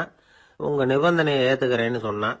மன்னன் ஒரு ஆட்டுக்குட்டியையும் அதுக்கு 1 மாசத்துக்கு தேவைப்படுற தீவனத்தையும் கொடுக்கும்படியா உத்தரவு போட்டான். கொடுத்தாங்க, ஓடிட்டு போயிட்டான். 1 மாசம் தினமும் தவறாம அந்த தீவனத்தை ஆட்டுக்குட்டிக்கு போட்டுக்கிட்டு இருக்கிறான். 1 மாசம் கழிச்சு அந்த ஆட்டை அரண்மனைக்கு ஓட்டிக்கிட்டு போனான். மன்னன் அதை எடை போட்டு பார்க்கறான். எடை கூடவே இல்லை, அப்படியே தான் இருக்குது. உடனே போட்ட நிபந்தனைப்படி அந்த இளைஞனை விடுதலை பண்ணிவிட்டான். சரி, ஆட்டுக்கு எடை கூடாம இருக்கிறதுக்கு அந்த பெரியவர் சொல்லி கொடுத்த யோசனை என்ன அப்படின்னா, அது வேற ஒண்ணும் இல்லை. அந்த ஆட்டுக்கு எதிரில் அது கண்ணுல படுற மாதிரி ஒரு ஓநாயை கட்டி போட சொன்னார். அவ்வளவுதான். ஆட்டுக்கு ஓநாய்ங்கிறது பிறவி பகை. ஓநாயை பார்த்தா ஆடு நடுங்க ஆரம்பிச்சிரும், அவ்வளவு பயம். தினமும் அந்த ஆடு பயந்துகிட்டே தீனி சாப்பிடுது, எடை கூடல. அதுதான் ரகசியம். இது சின்ன பிள்ளைங்களுக்கான ஒரு கதை. இதுல இருந்து தெரிஞ்சுக்க வேண்டிய உண்மை என்னன்னா, நாமெல்லாம் சாப்பிடுறப்ப மனசும் உடம்பும் அமைதியா இருக்கணும். அப்பதான் அது உடம்புல ஒட்டும். அவசரத்திலையும் பயத்திலையும் சாப்பிட்டா அது சரியா ஜீரணம் ஆகாது. இன்னொரு ராஜா இருந்தார். அவரும் ஒரு இளைஞனை ஜெயிலில் அடைச்சு விட்டார். விடுதலை பண்ணணும்னா ஒரு கண்டிஷன்னார். என்னன்னு கேட்டான். ஒரு ஆட்டுக்குட்டியை அவன் முன்னாடி கொண்டாந்து நிறுத்துவேன், நீ அதுகிட்ட ஒரு கேள்வி கேட்கணும், அதுக்கு சரியான பதிலை சொல்லணும். அப்படி செஞ்சுட்டா உனக்கு விடுதலைன்னார். இளைஞன் யோசனை பண்ணி பார்த்தான். சரின்னு ஒத்துக்கிட்டான். அது பிரகாரமே ஆட்டுக்குட்டிய பதில் சொல்ல வச்சுட்டான். என்ன நடந்தது தெரியுமா? ஆட்டுக்குட்டியை கொண்டாந்து நிறுத்தினாங்க. இவன் மெதுவா அதுகிட்ட போனான். அது காதுகிட்ட போய் ஏப்ரலுக்கு அடுத்த மாசம் என்ன மாசம்னு கேட்டான். அது உடனே மேன்னு கத்திச்சு. இவன் விடுதலை ஆயிட்டு. இந்த உலகமே ஒரு நாடக மேடை, நாம எல்லாரும் நடிகர்கள். இது ஞானிகள் சொல்றது. இது ஒரு பக்கம் இருக்கட்டும். இந்த உலகத்துக்குள்ள எத்தனையோ நாடக மேடைகள், எத்தனையோ நடிகர்கள், எத்தனையோ நாடகங்கள். இதெல்லாம் எப்படி ஆரம்பமாச்சு? அதுதான் இன்னைக்கு தகவல். அதாவது ஆதி மனிதன் பேச ஆரம்பிக்கிறதுக்கு முன்னாடி சைகையாலேயே எல்லாத்தையும் சொல்லிட்டு இருந்தான். அதனால அப்பவே நடிப்பு ஆரம்பமாயிட்டுது. முதல்ல ஒரு வேட்டையத்தான் அவன் நடிச்சு காட்டியிருப்பான். இவன் எப்படி போனான், எதிரில் மிருகம் எப்படி வந்தது, அதோட எப்படி சண்டை போட்டான், எப்படி அடிச்சு கொண்டுகிட்டு வந்தான், இதை அப்படியே மற்றவங்களுக்கு நடிச்சு காட்டியிருப்பான். ஏன்னா மொழி கிடையாது. இந்த காலத்துல எல்லாம் நாடகங்களில் நடிக்கிறவங்கள நடிகர்கள்ங்கிறோம். ஒரு காலத்தில் இவங்களுக்கு என்ன பேர் தெரியுமா? திஸ்பியர்கள் அப்படின்னு பேராம். இதுக்கு காரணம் உண்டு. அதாவது 2000 வருஷத்துக்கு முன்னாடி கிரீஸ் நாட்டில் திசிபியஸ் அப்படின்னு ஒரு ஆள் இருந்தான். அவன் ஒரு பெரிய நாடக கலைஞன். அவன் சில இளைஞர்களை சேர்த்துக்கிட்டான், பயிற்சி கொடுத்தான், நாடக குழுவை உருவாக்கினான். நடிகர்களையும் நாடகத்துக்கு தேவையான பொருள்களையும் ஏற்றிக்கிட்டு போகிறதுக்கு ஒரு வண்டியையும் தயார் பண்ணான். அந்த வண்டியிலேயே அவன் கிரேக்க நாடு பூராவும் சுற்றினான். ஊர் ஊராக நாடகம் போட்டான். ஒரு ஊருக்கு போனதும் அங்கே நாடகம் நடத்த தியேட்டர் இருக்கா அப்படிங்கன்னெல்லாம் பார்க்கறது இல்லை அவன். ஏன்னா அப்போலாம் தியேட்டர்னா என்னென்ன தெரியாது. நாடகம்னா அது ஒரு மூடிய கொட்டைக்குள்ளே தான் நடத்தணுங்கிறது அப்போ யாருக்குமே தோணலை. இந்த வண்டி போகும், அதுவே ஒரு பகுதி அப்படியே ஒரு மேடை மாதிரி விரிச்சுக்கும். அதில் ஏறி நின்றுக்கிட்டு நாடகத்தை நடித்து காட்டுவாங்களாம். மக்கள்லாம் எதிரில் தரையில் உட்காந்து அதை பார்த்துக்கிட்டு இருக்கிறது. உலகத்தின் முதல் நடமாடும் தியேட்டர் இதுதானா. இந்த திசைபிஎஸ் தான் முதலாக உலகத்தில் நாடகம்ங்கிற பொழுதுபோக்கை நடத்தி காட்டினவன் அப்படின்னு சொல்கிறாங்க. அவன் சொந்தமாக நாடகம் எழுதுனான், நடித்தான், நாடகத்தை இயக்கினான். அதனால தான் அவனை first man of the theatre அப்படின்னு சொல்லுவாங்க. அவன் தான் நாடக மேடையின் முன்னோடி. கிரேக்கர் காலத்திலேயே நாடக ஆசிரியர்கள், நடிகர்கள், ரசிகர்கள் இவங்கெல்லாம் உருவாயிட்டாங்களாம். நாடகத்தின் சரித்திரத்தில் இந்த 3 பிரிவும் ரொம்ப முக்கியம். அதாவது கிரேக்க தியேட்டர்கள்லாம் திறந்த வெளி மேடைகள் தான். பெரும்பாலும் மலைச்சரிவுகள், அதுவே படிப்படியாக பண்ணியிருப்பாங்க. கீழே அரைவட்ட வடிவில் மேடை, அதுக்கு ஆர்கெஸ்ட்ரான்னு பேர். பிற்காலத்தில் இதில் உட்காந்து இசைக்குழுவினர் வாய்ச்சதுனால இசைக்குழுவுக்கே ஆர்கெஸ்ட்ராங்கிற பேர் வந்துட்டுது. இப்போ கிரேக்க தியேட்டர்களில் ஒன்று, அதோட காலம் கிமு 340. அதை இன்னமும் பாதுகாத்து வச்சிருக்கிறாங்களாம். எபிடாரஸ் அப்படிங்கிற இடத்துல அது இருக்குதான். இன்னமும் அந்த தியேட்டரை பயன்படுத்திக்கிட்டு வர்றாங்களாம். சிறந்த கிரேக்க நாடகங்கள்லாம் அங்கே நடிக்கிறாங்களாம். ஆரம்ப காலத்திலேயே கட்டணம் கிடையாது. அப்புறம் பின்னாடி தான் நுழைவு கட்டணம்லாம் அப்படியே வந்துட்டு தான். நடிகர்கள் பளபளப்பான ஆடைகள் உடுத்தியிருப்பாங்களாம். இந்த குதிகால் உயர்ந்த காலணிகள் போட்டிருப்பாங்களாம். இதெல்லாம் பழைய குறிப்புகள்.